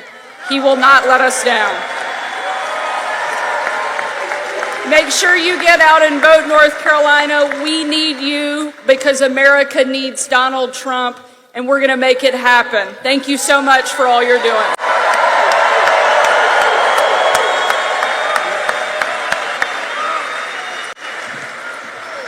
We took, thank you. Thank you. Thank you. Wow. Unfortunately, our country took a wrong turn 4 years ago, and now we're stuck in a malaise. Everything is bad news. Our border is broken. We're not respected in the world. Hardworking men and women have been forgotten and left behind. Our allies don't trust us, and our enemies don't fear us.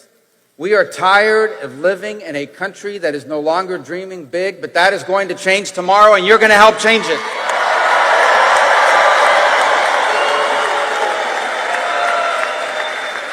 Tomorrow, North Carolina and the country are going to make our 45th president our 47th president.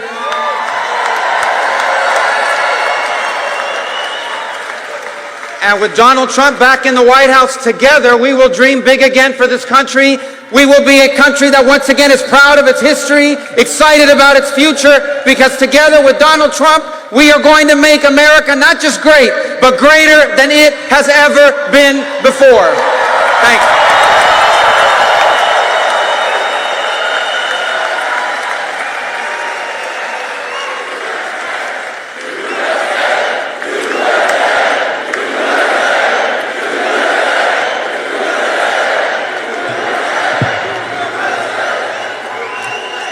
Okay, so they both did better. If they stood up here and spoke each for half an hour, what they just did was better and appreciated. It brings us a little bit into schedule.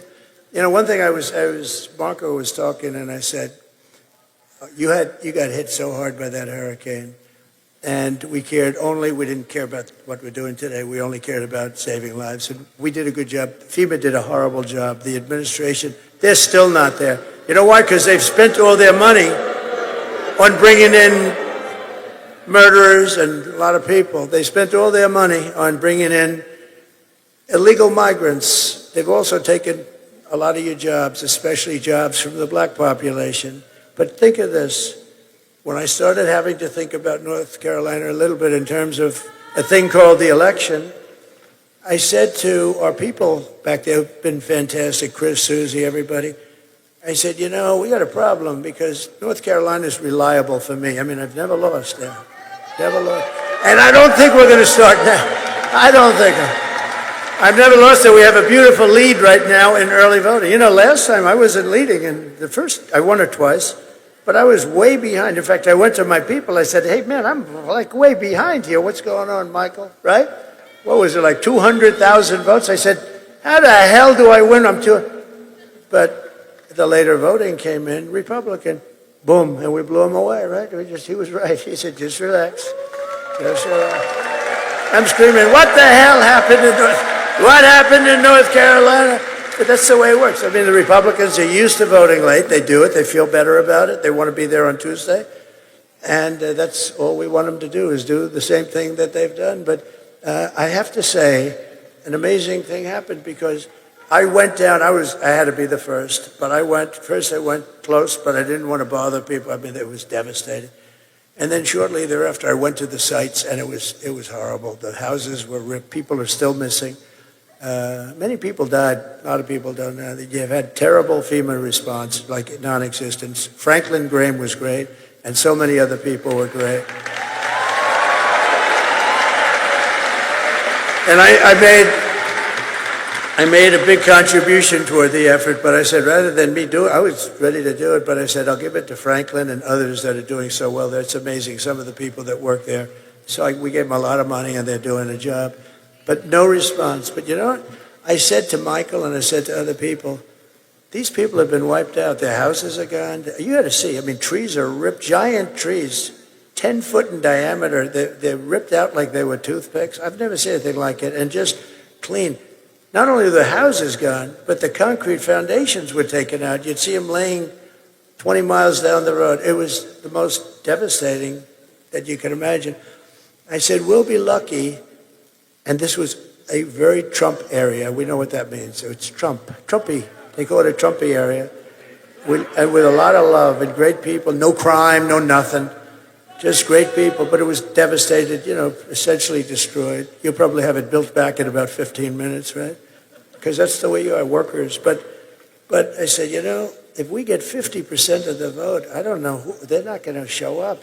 So I figured anywhere, not having done this business that long, actually, I figured very accurately, anywhere from 25 to 50% of the people may come and vote. And here's what happened. The lines were through the roof. I don't know where the hell you all came from.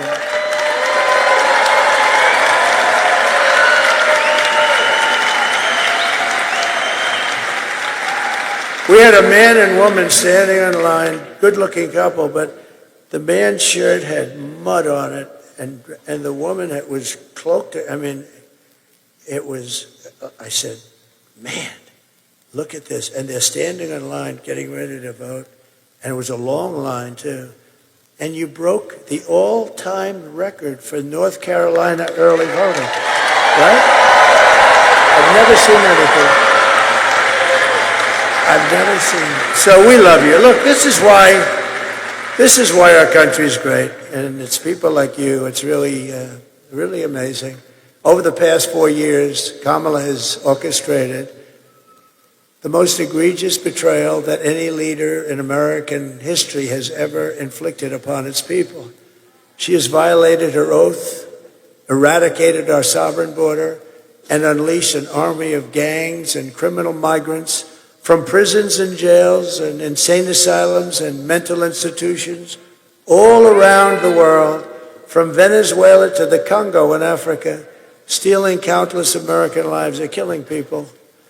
They're killing people at will. Only days ago, an illegal alien from North, and this was a rough one. Just happened, you know that. An illegal alien from North Africa who Kamala let into our country with her horrendous open border, just a dangerous, horrendous situation, traveled to a Jewish neighborhood in Chicago and tried to execute a Jewish man on the street, shooting him in the back as he walked to synagogue.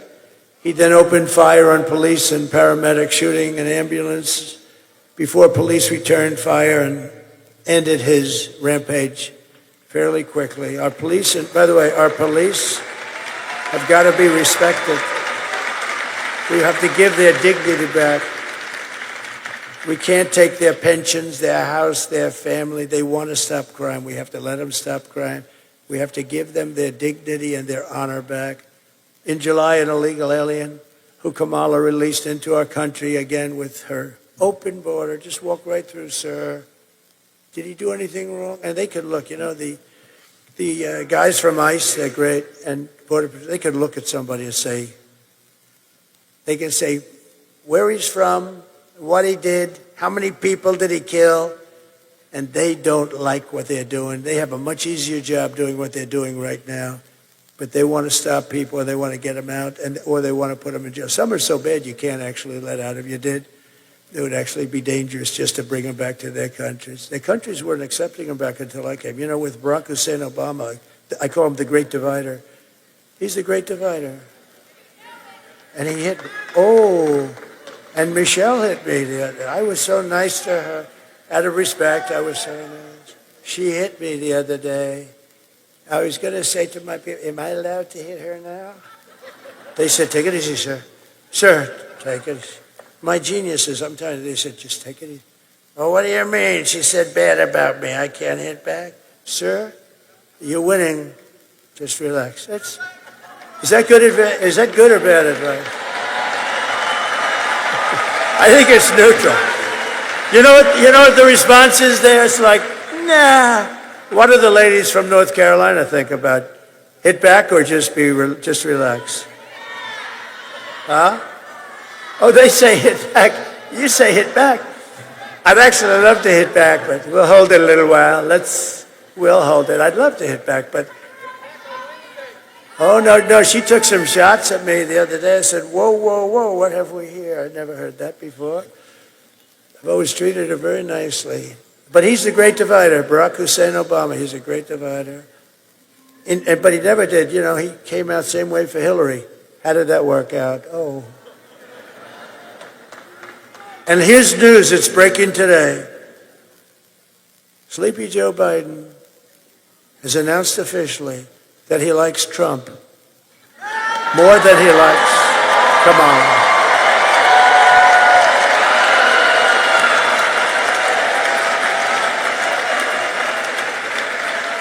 And he actually hates my guts, but he likes Trump more than he likes Kamala. Oh, he hates her. They walked into the office. He just got 14 million votes. He voted for me.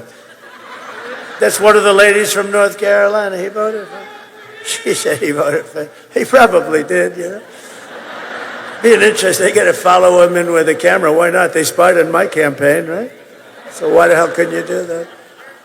But Sleepy Joe said, I don't want to leave. You're leaving, Joe. This was crazy, Nancy. She's such a bad one. She's already plotting a move to try and impeach him. She's a bad, sick woman. She's crazy as a bedbug.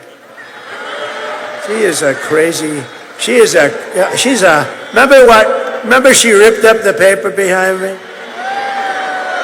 She could have gone to jail for that. You're not allowed to do that. I think Nancy Pelosi is a disgrace. They impeached me on no evidence. I did nothing wrong. Fortunately, the Republicans stood up for me 100%. But Nancy Pelosi is a disgrace.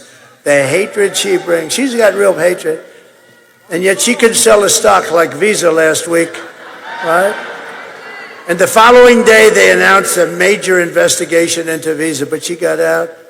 And the fake news back there does nothing about it. They should be ashamed of it. Okay. And by the way, just to get it straight, because there'll be reports, it's already probably out over the wires, I should have done it. I'm only kidding about Joe. He didn't officially say that, but I believe, okay? It's probably already out on the wires that we have an official report from, because this is pretty big stuff up here. So when I say it's official, no, I'm only kidding. In July, an illegal alien who Kamala released into our country was arrested in Charlotte, North Carolina, for stalking a woman into a public bathroom and attempting to forcibly rape her. In Wilmington, North Carolina, 3 months ago, an illegal from Venezuela brutally stabbed a man to death just 4 days after he was arrested for domestic violence. But instead of being deported, this criminal alien was released so he can kill, and that's what he did. These terrible atrocities are happening every day in our cities and towns. They're going after young girls. They're going after old men. They're going after anybody that moves. They don't care. And different from us, the moment they kill, they don't even think about it. We don't kill. But can you imagine if something happened and it would be devastating. They don't even think. They wake up the next morning and they don't even think about the damage and the havoc and the ruin they've caused families and the pain. And these are coming back. These people are coming into our country at levels that have never been seen in any country. No third world country would allow it. They'd stand at that border with sticks and stones and they'd say, "You're not coming in here." I want you to hear directly from a mother whose world has been shattered because Kamala let savage illegal alien murderers into our country. Please. Sunday night, I asked her to not stay up super late because of her coming to work with me in the morning to do her summer school. She said, okay. I told her good night and I love you. I went to bed, not realizing that that was going to be the last time I saw her. We're best friends. Yeah. Oh my gosh, shake it again. I woke up to notice she wasn't in her bed. I'm in my heart trying not to lose my mind because I don't know where she is. I finally remembered her phone had a location on, and her phone was pinging just 2 minutes down the road, right behind the skate park. I start driving to the direction the phone was being pinged at, and I see a couple cop cars with lights on. I see yellow tape, and immediately my heart drops and sinks to the bottom of my stomach. Well, I only have 3 more rallies where I have to hide the sound of this poor woman telling the story about her young daughter being, how can I say it, disposed of by these newcomers. You see, this story is so heartbreaking and so heart-wrenching. Many of you have seen it. It is so bad that they don't allow me to talk about it here. They don't want me to, well, not even me. They don't even want the video being played. They don't want people to hear the atrocities of what has happened to this woman.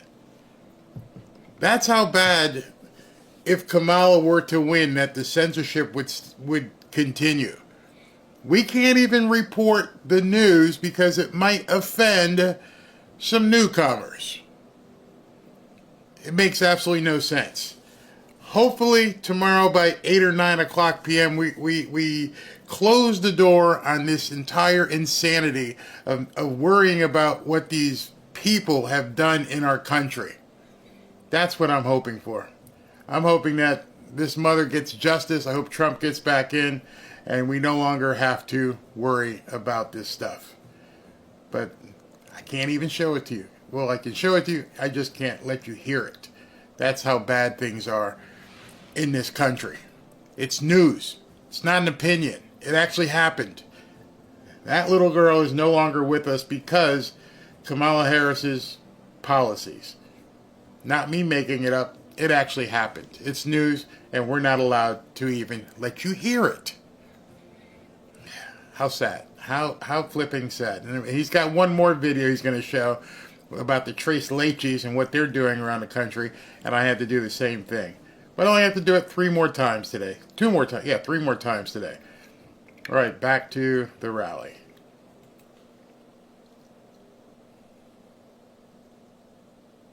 Very sad. That was a few days ago that we had the news announcement, and it was the day when the Border Patrol endorsed me so strongly, and I was so honored by it. And we talked about Jocelyn. She was there and talked about Jocelyn. I mean, just so unnecessary. Would have never happened. They wouldn't have been able to get into the country. Would have never happened. So many things wouldn't have happened. Inflation wouldn't have happened. Russia, Ukraine wouldn't have happened. Israel wouldn't have happened. The October 7th Israel attack would have never happened. Those people would all be alive. Most of them are gone, I believe. I think that's part of the reason they're not wanting to negotiate so much. They said, oh, I can't believe it. They're probably, most of those hostages, sadly, I think they're possibly gone. Most of them are gone. And it would have never happened. That attack would have never happened. All those people would be alive. And the Afghanistan, the greatest embarrassment in the history of our country, I believe. They took the soldiers out first. You have to take the soldiers out last. It's very simple. Milley should have been fired. All those generals. Kelly should have been. Kelly was such a disaster. Some people are good. Some people are not good. Some people are stupid. But who would think that you take the soldiers out first? Mattis made big mistakes. But remember this about our military. We defeated ISIS. And I got you into no wars because we had great people. I had mostly great people.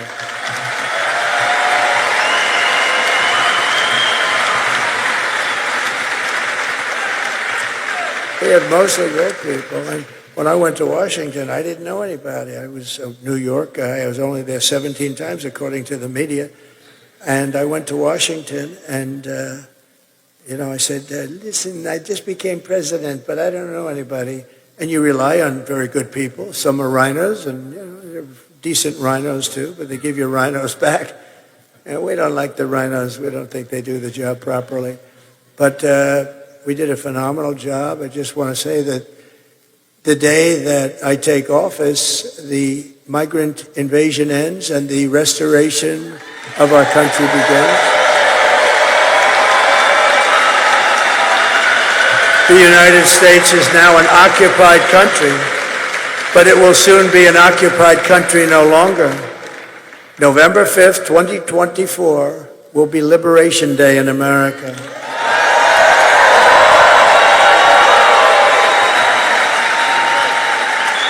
And on day one, I will launch the largest deportation of criminal program in American history.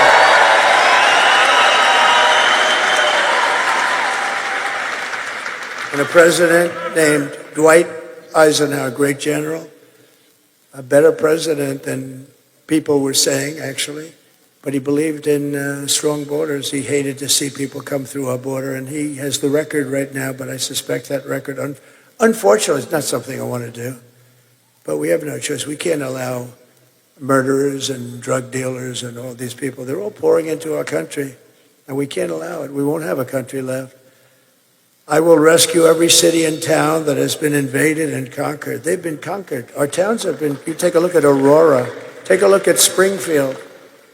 We have a town of 50,000 people, and they drop 30,000 illegal migrants. They used a little technicality so we don't call them, but that, to me, that's illegal.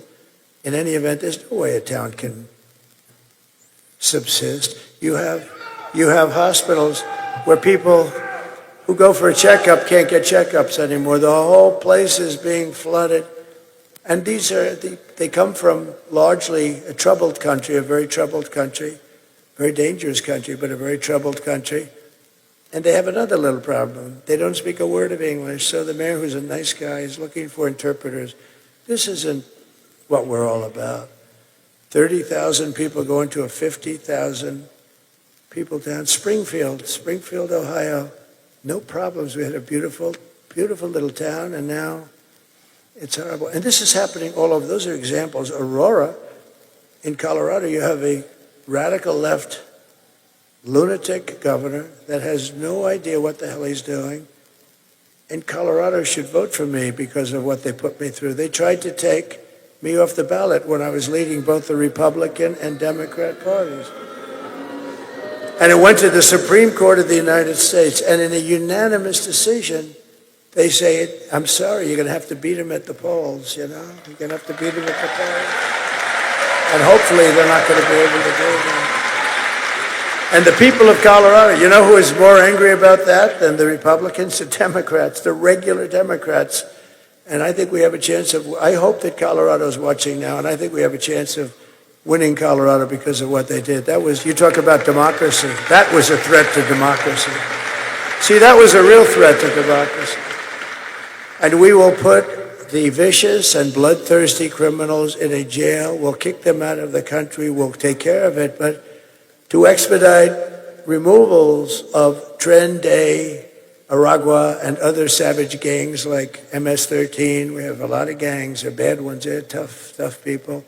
Thank goodness we have ICE and Border Patrol, and we have great law enforcement. We have great law enforcement.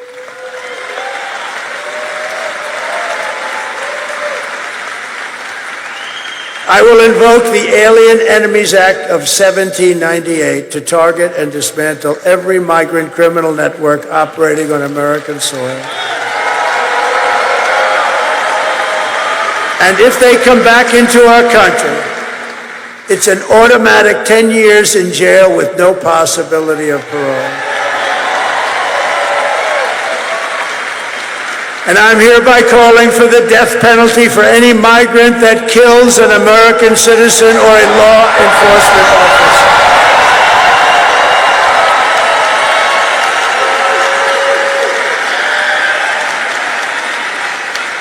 And I will immediately ban all sanctuary cities. They're sanctuary for criminals in the United States of America. And to secure our border and working along with all of the things we're going to be doing, we are going to rescue our economy. 4 years of Kamala has delivered nothing but economic hell for our American workers. Her inflation disaster has made life unaffordable and cost families over $30,000 in higher prices.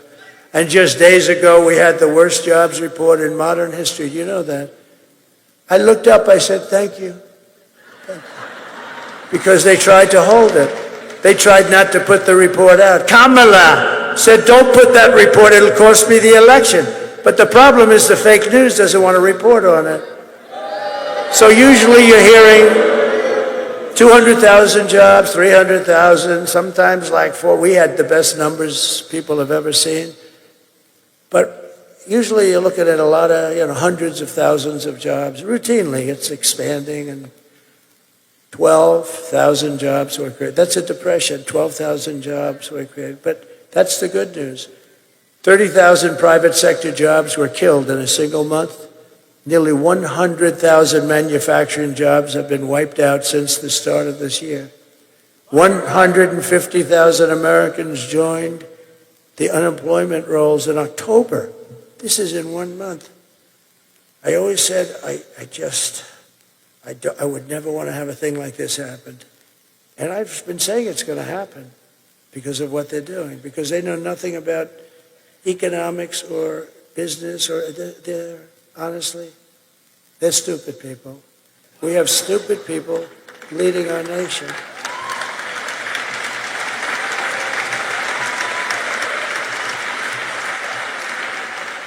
And nearly 250,000 people dropped out of the labor force. They dropped out because they couldn't get a job. And can you imagine that? Can you imagine? These are the numbers, and they don't want to talk about it, but that's okay.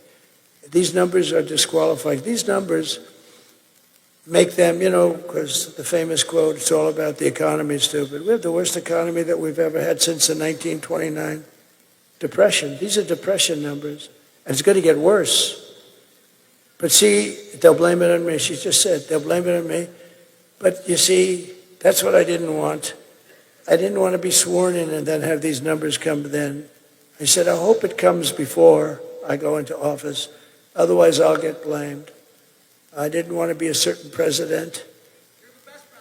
Thank you. I didn't want to be a certain president that had to preside over. He got into office, and it all crashed down. People jumping off buildings. It all came. This is the beginning. Just remember this. This was an important date. Last week, the end of last week. Remember, that was a very important time. Just think, a few months ago, they fraudulently claimed 818,000 jobs were created. 818,000, and it was a fraud.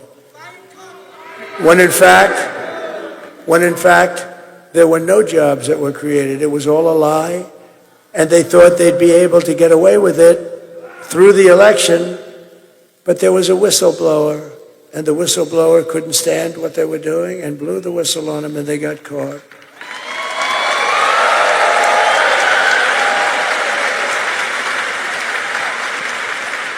And now again, they've just revised past job reports because they had another whistleblower, so they had to do it. They wanted to wait till after the election again. And they found another 112,000 fake jobs. In other words, jobs that they're reporting exist and they don't exist. It's a fraud. That's 1 million fake jobs. Now, when you look at the numbers and you see those jobs, it didn't make it look great, not like our years. But you know what it made it look like? Pretty normal, pretty good. There was no story. Meanwhile, think of this. Meanwhile, 100% of net jobs created in the last year have gone to migrants. Can you imagine? Not to our population, migrants. But these are depression-type numbers, and that's where we're heading if she's elected. Under my leadership, we're quickly going to turn this economic nightmare into an economic miracle. You'll see. And we're going to make America wealthy again. And we will make America, very importantly, affordable again, because people cannot afford the prices. The prices are too high. We're just one day away from the best jobs and biggest paychecks and the brightest economic future that the world has ever seen. But you must go and vote, and Kamala talks about fixing the economy, but why doesn't she do it? She always goes, Oh, yes, we're going to do this. We're going to give you tax hikes. You know what? She wants to raise people's taxes. That's how the Depression started, by the way. Herbert Hoover, he raised the interest rates and the taxes at the same time, and it just went boom. That's what she wants to do. She wants to increase your taxes. Interest rates are too high. They are too high. Kamala's plan will impose the largest tax hike in American history and raise taxes on the typical American family by $3,000. My plan will massively cut taxes for workers and small businesses. And we will have no tax on tips, no tax on overtime, and no tax on Social Security benefits.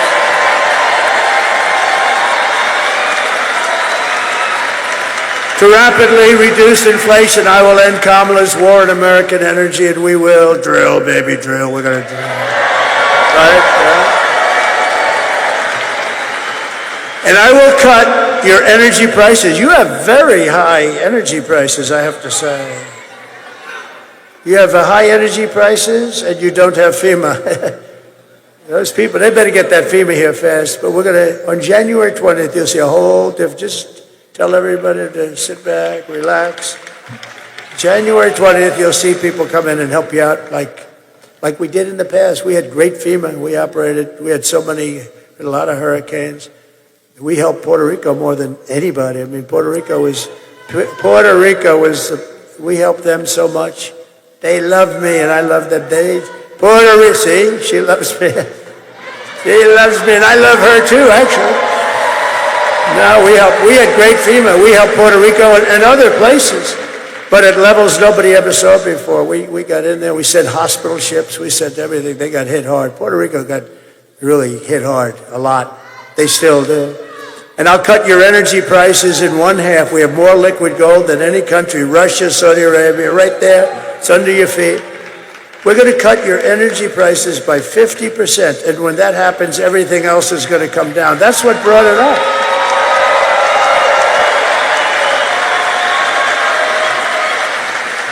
Now, before leaving, I just want to introduce some people that have just been great. Senator Ted Budd, you know, he's great. Congressman Dan Bishop, who's running for Attorney General, and he was a great congressman, and he'll be a great Attorney General. Candidates for Congress, Brad Knott and Alan Swain, they're terrific, please. Good luck. I heard you're doing great. Our great RNC chairman. Now, if we don't win, I'm not going to be saying that. I'm going to take it back, okay? But I think we've got it under control, wouldn't you say? The great Michael Whatley of North Carolina. We're going to win. And Michael had one message for you. We don't need your money. We don't need anything. Got plenty of money. We got plenty of everything. All we need is a very simple vote. Just go out and vote. And get your friends to vote, too. Bring them along, you know. And a man who I'm so proud of because he stepped into very big shoes, Michael's shoes, GOP Chair Jason Simmons. We're looking good? Thank you. These guys don't let us down. I mean, I took the man from North Carolina, I moved him to the top. That's a nice statement. When all those other things were falling off a cliff, right? Ballots have been found, but this guy had 603 lawyers, and we had him stymied. You don't think they would have done that here, too? But we have a good legal team now. We're watching them, and they're watching. They don't know what. I think they're very upset at what we've done. But Michael has really established some power to have all we want. And we don't want any. We just want a fair election. That's all we want, you know. A friend of mine and former acting Attorney General Matt Whitaker. Thank you very much.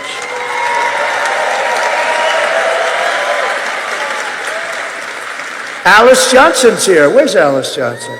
Oh, look at my beautiful. Somebody came in to see me. They said, there's a woman that's been in jail for 22 years, just approximately, but like around that number.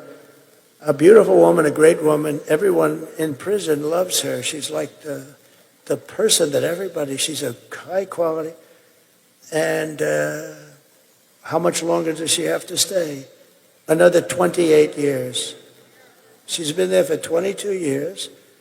The model prisoner, and people called me about her, I've been hearing about her.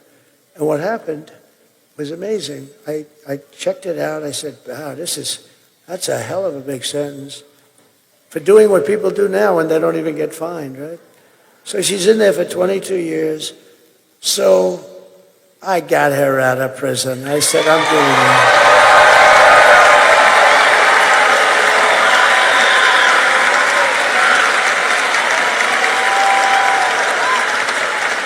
You look beautiful. Wow. Can you imagine? She was actually on a phone call. They had a couple of guys selling drugs and stuff, and she was on the call. They gave her 22 years plus, I guess, 50, 60 years or something. I mean, it's unbelievable. Today, they wouldn't even give you a fine. And it's, and that's no good either, by the way, because what's going on. But it was one of the best feelings. I mean, I've had a lot of good feelings. We had a lot of victories, I'll tell you what. But that was one of the really good feelings getting. And then I said to Alice, she came into the White House, I said, how many people are like you in prison? In your prison, big prison? She said, many, sir. I said, really? Are they all that way? Are they? No, sir. And that was a good answer because I knew they weren't, If she would have said yes, then I would have said, well, you gave me the right answer. You don't know it. But she said, many, many great people. I said, give me a list of your top 25 or 30 or 50 or 10, whatever it is. Give me a list of really good people who shouldn't be there. And she gave me a list, and we got every one of them out immediately, right?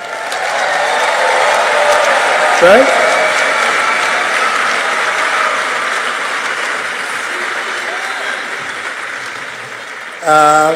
She's just a great woman. Thank you very much, John. I didn't know you were going to be here. That's very nice. She still likes me. Well, she's got to like me. What the hell? I mean, could you imagine if she were like some of these guys? Sometimes they'll endorse somebody, and they won't be that. Can you imagine when, this would be a story. I got her out of 28 years, and then she comes out against me. I say, but stuff like that happens in politics, I got to tell you. But not with that one, it doesn't. We love you. Thank you very much. Thank you. So I didn't even put it here, but we have so much stuff, and I don't want to bore you. But I was asked by a group of people, mostly African-American people, came to my office. They said, we've been trying for 30 years to get criminal justice reform. Obama couldn't do it. Nobody could do it. Nobody could do it. And they came to my office and they said, we have a problem. We're 5 votes short, and we need 5 conservative senators that are hard line. And actually, we had conservative senators that loved it, Ted, right? We had some conservative senators that were actually supporting it. But I called up some of the senators, and one of them in particular was great. He said, you got it. He was leading it. He said, sir, you got it. I said, I got what? I haven't even asked you a question yet. You're calling about criminal justice reform. And I'm the one that's leading against it, right? But you got it. Because if it wasn't for you, I wouldn't even be a senator. And if you feel that way, I'm giving it to you. That's the way it was. I got 5 guys in 10 minutes.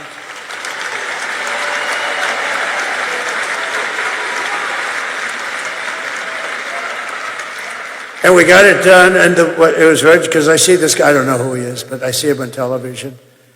Sort of a lightweight, I think, not a very smart guy. But you know what? He came in, he was one of the people that came into the office. A black gentleman named Van Jones, right? Right? So he came in, and I was impressed with him. Good-looking guy. He was crying uncontrollably that it was going to fail again. And there were like 10 African-American people and a couple of others, but mostly African-American. And he was sitting right in front of me and weeping and saying and I really thought it was great because you know what, that's okay. I mean, he's trying to get people like Alice out, that's good. And there were no provisions for anything. It was really draconian. And what I did is I said, that's really nice. Look, I'm going to see if I can get this for you. I got it done in about 2 hours. And we had criminal justice reform. And they announced a news conference that night. Van Jones,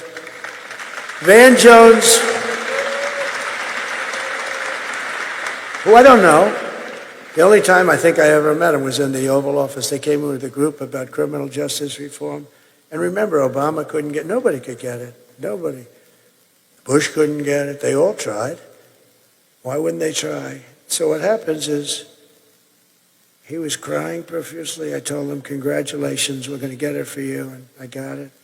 And then they announced a news conference that night in some place in Washington, D.C., and he was heading up the news conference. I said, First Lady, come on over here. I'm going to show you something really nice. This is really a beautiful thing.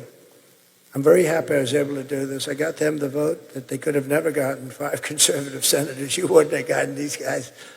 You got to know what we're dealing with here. They were seriously hard right, and that's good. That's fine. You got hard left, you got hard right. And I said, First Lady, who people love, she's got the #1 best-selling book in the country. Can you believe it? Can you believe it? I wouldn't have even said that except I read it, and it's really good. If, can you imagine if I didn't read it and I didn't like it? No, she's great. She loves you. She says hello. But she got the #1. That's a big achievement in life. On the New York Times list. Do you know how that book has to sell 20 times more than it should in order for her to be the #1 bestseller? So we're proud of her. She's great. And she was a great First Lady. People love her. People love her. And I said, First Lady, see, this is a little bit of a weave. You see those stars? First Lady, book, boom. But you got to always bring it back. When it comes to a time when it doesn't meet at the bottom, then it's time to say, let's not do this shit anymore. We won't do this anymore. But, so what happened is Van Jones was crying, and now I tell him, it's okay, he was the happiest guy. It was beautiful. Got a nice way about him, nice look, real nice look, smart. And I heard they were going to have a big news conference to announce it later on that evening. And they had it. And I said, First Lady, come on. This is what I want you to watch. Because I wouldn't say she's in love with politics. I wouldn't say it's her first thing on the book. She's not in love with politics. She said, it's a very unfair situation. But I said, welcome to politics, right? But she's been so popular. She's raised so much money for people with BBest. So I said, listen, you got to watch this. So we sat down and we were watching the news conference open, and Van Jones was introducing everybody that I never heard of any of them. I want to thank this one. I want to thank that one. I want to thank Al Sharpton. The guy had nothing to do with it. Nothing. He had nothing. It was just a con job. I've known Al for a long time. It's just a con job. So I want to thank Al Sharpton. He wants to thank all these people. I never met any of them. Some were names. He was thanking Democrat senators that opposed it. He was thanking everybody. And before it started, I said, honey, look, we're human. I said, baby, wait till you hear the nice things he says about me. It's unbelievable. It's going to be unbelievable. So come here, because this is really bringing the country together. So she said, oh, that's nice. So we sat and watched. And after announcing the first 10 or 12 names, she looks at me. Do you think he's going to say anything about you? Yeah, I think so. Maybe he's saving it for the end. You saved the best for last. He went through so many names, and he never mentioned my names. He never mentioned my name, and every time I see that guy, not that I needed it, I get enough publicity, but can you imagine that? And then they wonder about why you don't bring people together. Van Jones went through so many names that night. They were up on the stage with him. And it was only done because of a guy named Donald J. Trump. And I just thought, I haven't related that story. But little things like, now I'm relieved I don't have to carry around that story. But all I know is that our beautiful Alice Johnson is out of prison and she should have never been there for that kind of a thing, or certainly not for very long. We love you, Alice. It's great that you're there. We'll always be your friend. And just quickly, I want to also thank Steve Witkoff. He's here. He's a friend of mine. He's been traveling with me. He's one of the most successful developers, and he gave a lot of money to Franklin Graham also. I want to tell you that. So Steve Witkoff, wherever Steve is. Thank you, Steve. And Howard Lutnick is, along with an unbelievable woman, Linda McMahon, heading up transition. And they're going to do a great job. He's got a great story. He's been a very successful person, but he had to rebuild his firm because of the attack on the World Trade Center. He lost his entire firm and then rebuilt it bigger, better, stronger. And he gave a big portion of the proceeds to the people that were killed. He lost the top 3 floors of the building. He was on his firm. Cantor Fitzgerald was on the top 3 floors of the World Trade Center. They were all gone, including his brother. And he rebuilt that firm, and it's now bigger, and he gave a big chunk. He didn't have to do that, and he's just a very highly respected man on Wall Street, and he's involved in the transition at a high level. And I also would like to pay homage and Ed, because they're great people. They're great people. It's, we all like to brag about our kids, and sometimes maybe we shouldn't. And some people, but you have your kids, you love your kids, but these are great children, they're not children anymore, but to me they'll always be children, right? They're your children. If they're 25 or 35 or 40, Don is not a child. Eric is not a child. Tiffany is now going to have a beautiful baby.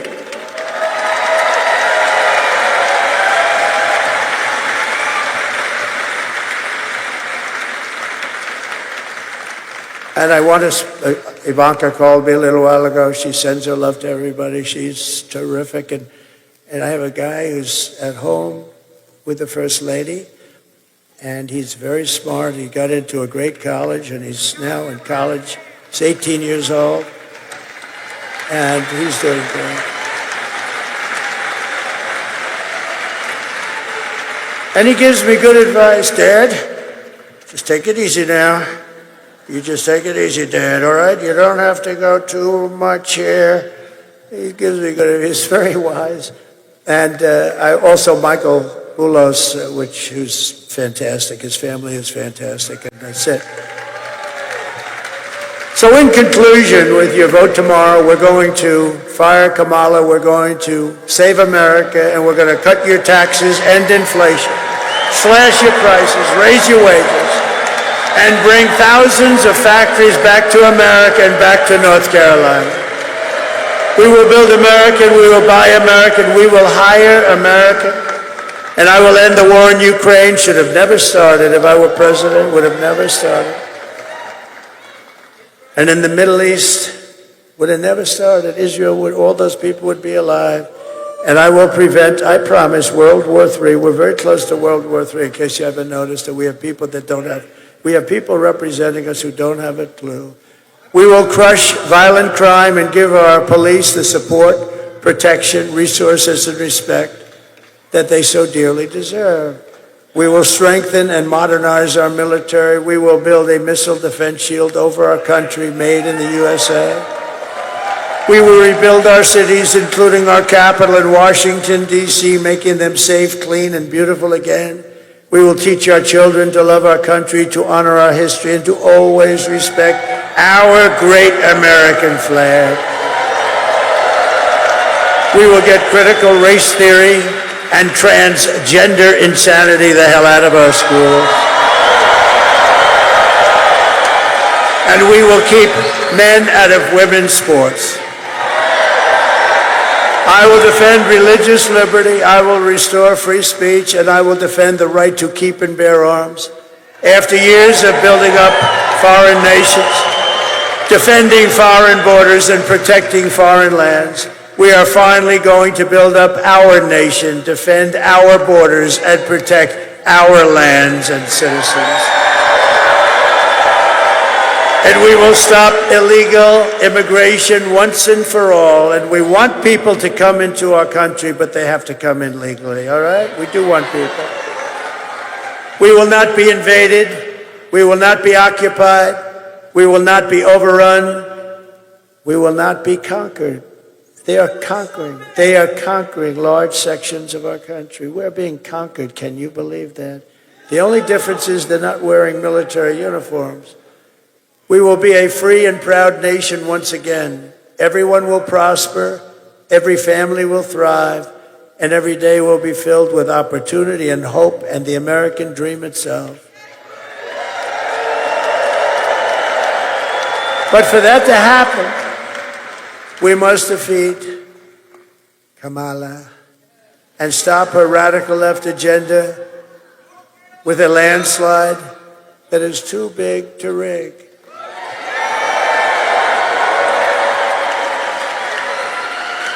Kamala destroyed perhaps the greatest city in our nation, San Francisco. It's an embarrassment what's happened to San Francisco. We're not going to let her destroy our country. So all I need is for you to get out and vote. For the past 9 years, we have been fighting against the most sinister and corrupt forces on earth. We have together, all of us together. With your vote in this election, you can show them once and for all that this nation does not belong to them. This nation belongs to you. It belongs to you. Because it was the hardworking patriots like you who built this country, and tomorrow it is the hardworking patriots like you who are going to save our country.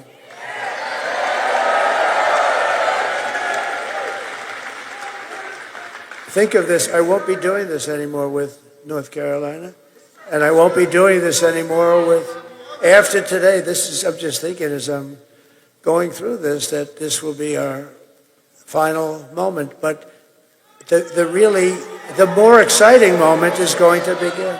See, these moments of hundreds and hundreds of the most incredible rallies that any country, no country's ever seen anything like that.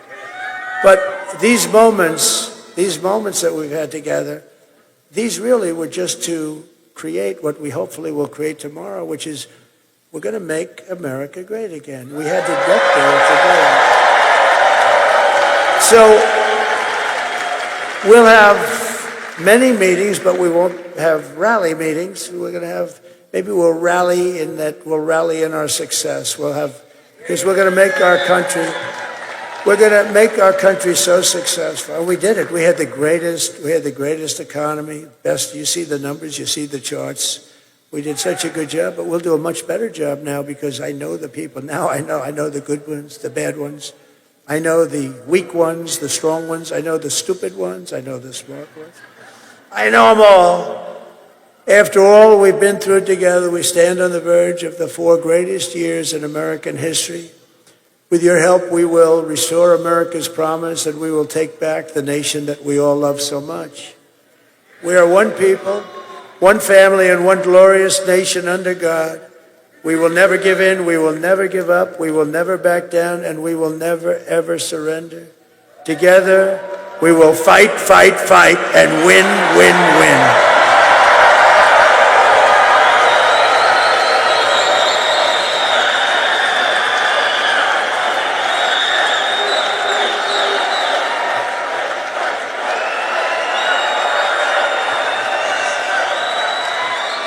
November 5th will be the most important day in the history of our country. We're going to save our country. We're going to turn our country around, and we're going to do it quickly. And together we will make America powerful again. We will make America wealthy again. We will make America healthy again. We will make America strong again. We will make America proud again. We will make America safe again. And we will make America great again. Thank you, North Carolina. Go out and vote. All right, so we got 1 down, 3 more to go. The final countdown. 3 rallies to go today. He actually took out, since I know his script and where he is and his timing, he took out a few things today because he's got 3 more rallies to go. But he's exuding confidence, as you can see, completely exuding confidence. Don't watch the media. While he was up, I'm going on X and I'm looking at things, and it's a complete meltdown. I mean, just a complete meltdown is happening right now. It's finally starting to set in to many of these people that the propaganda hasn't worked, the lies haven't worked. We're at the 12th hour, and there's not much they can do. And when we have the second rally, I'm gonna show you like some of the stuff that Morning Joe did this morning, and how he just lost his crap. They got nothing left. It's over. It's completely over for them, and it's starting to set in. I'm gonna show you some other stuff too right now to give you even more information as to how this stuff is finally settling in. I showed you last night that people in Oregon and Washington State were boarding up their businesses because of what may happen tomorrow night. And both of those are pretty much, you would say, deep blue areas. And you'd have to wonder, why would Oregon and Washington State be boarding up businesses? Why would people riot in deep blue areas? What would cause that? Why would that be problematic? Well, there's some news out there today, and people won't say, for some reason they won't say, but they say there may be a couple of blue states that people aren't counting on that may end up flipping to Trump. And I'm wondering if, possibly, could it be something like Oregon and Washington State? This popped up a little while ago. This is downtown Washington, D.C., 36 hours away from the first election results coming out, and they're boarding up everything. Since I know conservatives, and I know Trump supporters, you know Trump supporters, we're not going to be rioting. What kind of writing on the wall are these people already seeing that tells them, oh boy, all hell's going to break loose? And you got people in, let's go ahead and board this crap up. These people are going to go nuts. You know, if I was the mayor of D.C. or you know, we heard that Trump had offered National Guard before. Why are they not putting them on the street right now? Why are private businesses having to protect themselves because the city can't control the nuts? But hey, y'all promulgated that. You fostered it. Now look at you. Now look at you, what you're doing. And then this was shocking. I guess we could have expected it. Thanks for waiting until the 12th hour. But Nikki Haley published an op-ed, and she just endorsed Trump. Trump isn't perfect, but he's the better choice. If you like his policies but are put off by his tone or his excesses, consider the cost of the past 4 years. Oh, thank you, Nikki. Thank you, Nikki, for showing up at, right before the 2-minute warning. But nonetheless, if her people, if her followers right now have read what she wrote, she's pushed in on Trump. So at least it's something, which means if some of her followers are that loyal, yeah, they may end up coming on board. And just to give you an indication of how bad the gaslighting has been, excuse me, of how bad the gaslighting has been. Wait till you see this. We have a reporter from Mother Jones, which is a horrible nut job progressive website. And this guy decides he's going to post this. When you see this, you're going to go, are they really that stupid? I don't know if it's that stupid, but they are this desperate. This is what this guy posted. The Trump rally in Reading is supposed to start in 10 minutes. The arena is not even half full. He posted this at 11:50, like 20 minutes ago. 20 minutes ago, while Trump is still on the stage in Raleigh in front of a packed house. That Reading event may start with, opening speakers and music. Trump's not even scheduled to talk there until 2 o'clock. And he thought he was basically telling people, nobody wants to see Trump. That's how bad it is. That's how bad these people are. They've got nothing. Nothing at all. Now, speaking about the Reading rally, which is supposed to start at 2 o'clock, rather Trump is supposed to start at 2 o'clock, the rally obviously is going to get underway with beginning speakers and all that. It is now 12:30. Let's say they just got Trump into the motorcade. Basically, let's build in a half hour from the venue to the plane and then a half hour in Reading to the stage. That's an hour just in motorcade. It's about an hour and 10-minute flight to Reading, Pennsylvania. So we're looking at basically about 2 hours and 15 minutes. So right now it's 12:25. To me, the earliest we'll see Trump on stage in Reading is probably going to be about 2:30ish, 2:45, maybe as late as 3 o'clock. So I'm going to schedule the next rally for 2:45 if you'd like to join us. He was about half hour late today coming on for whatever reason.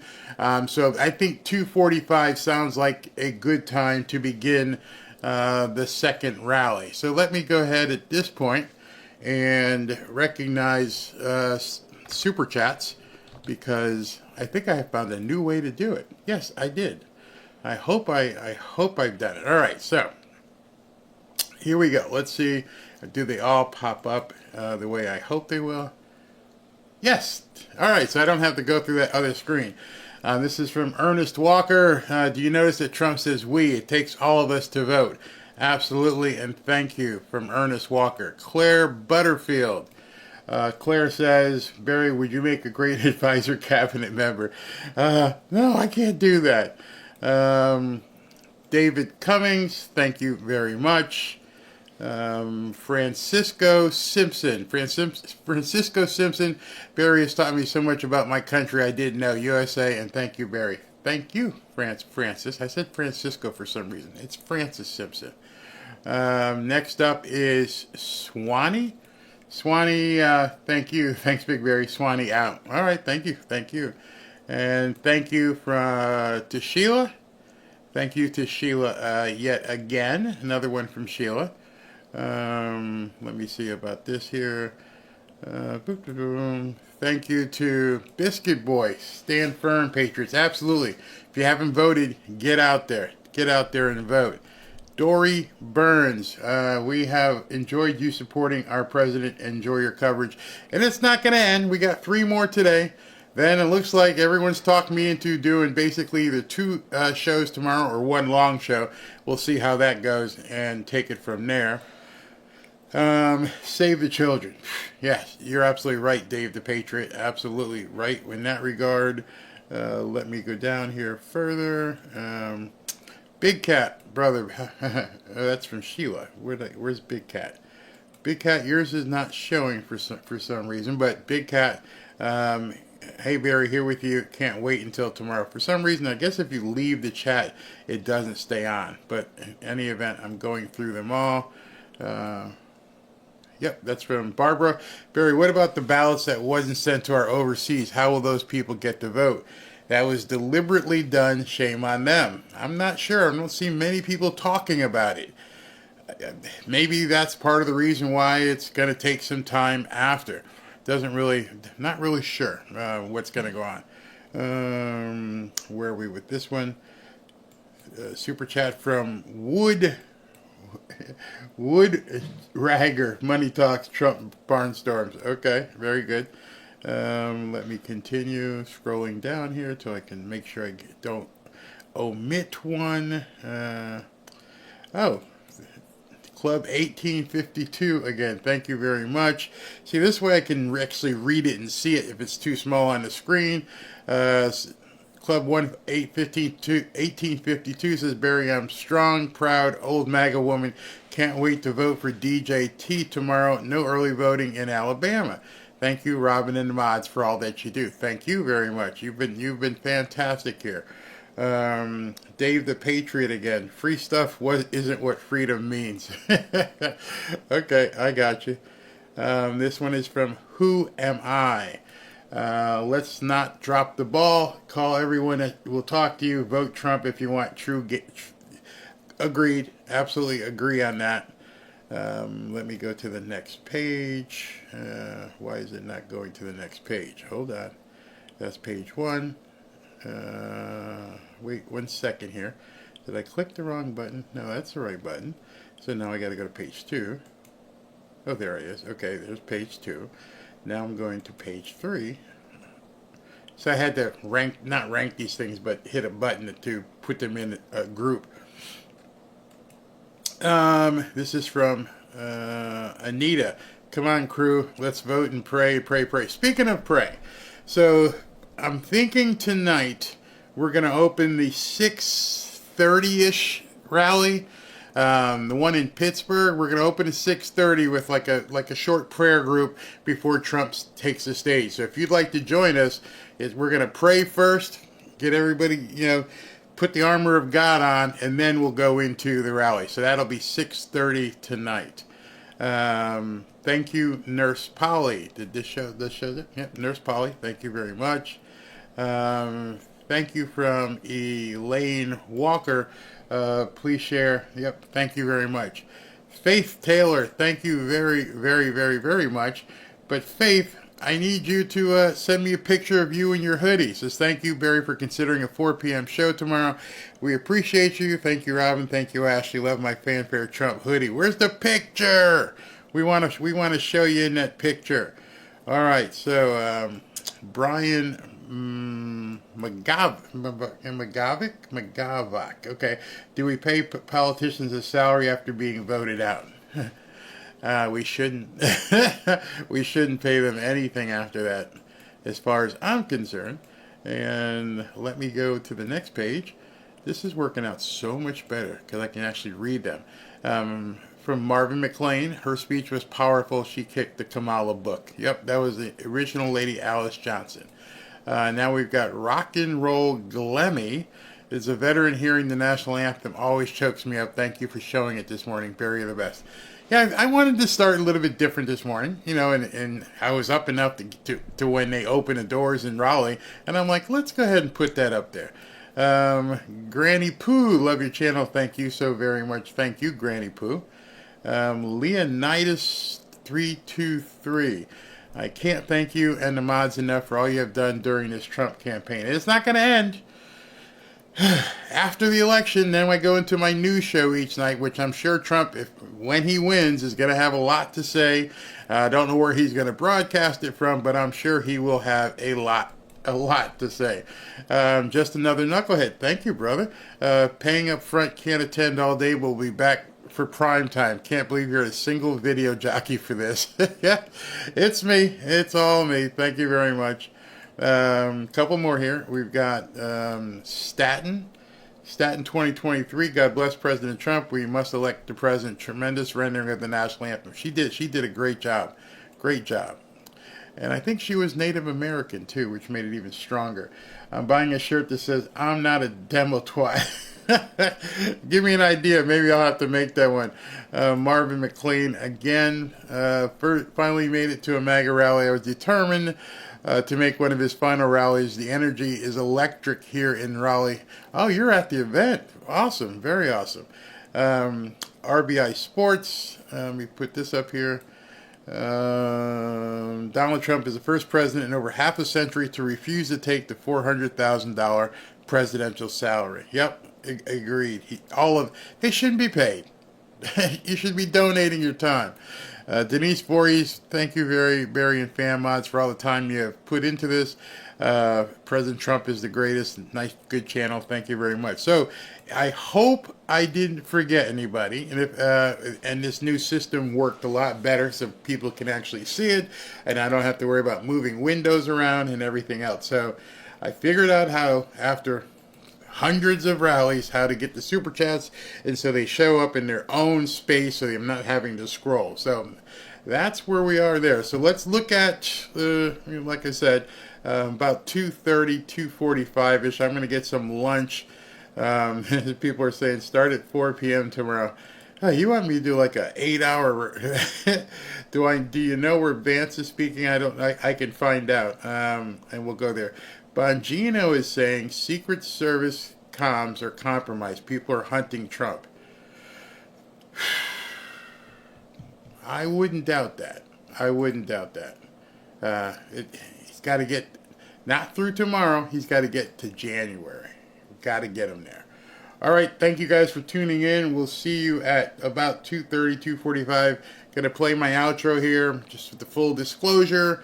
If you have seizures or prone to them, don't watch. People have told me just to make that disclosure.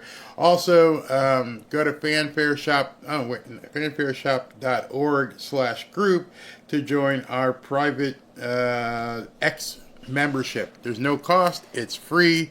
It'll always be 100% free. And you're around and you're talking to 7,500 or so at this point, fellow patriots.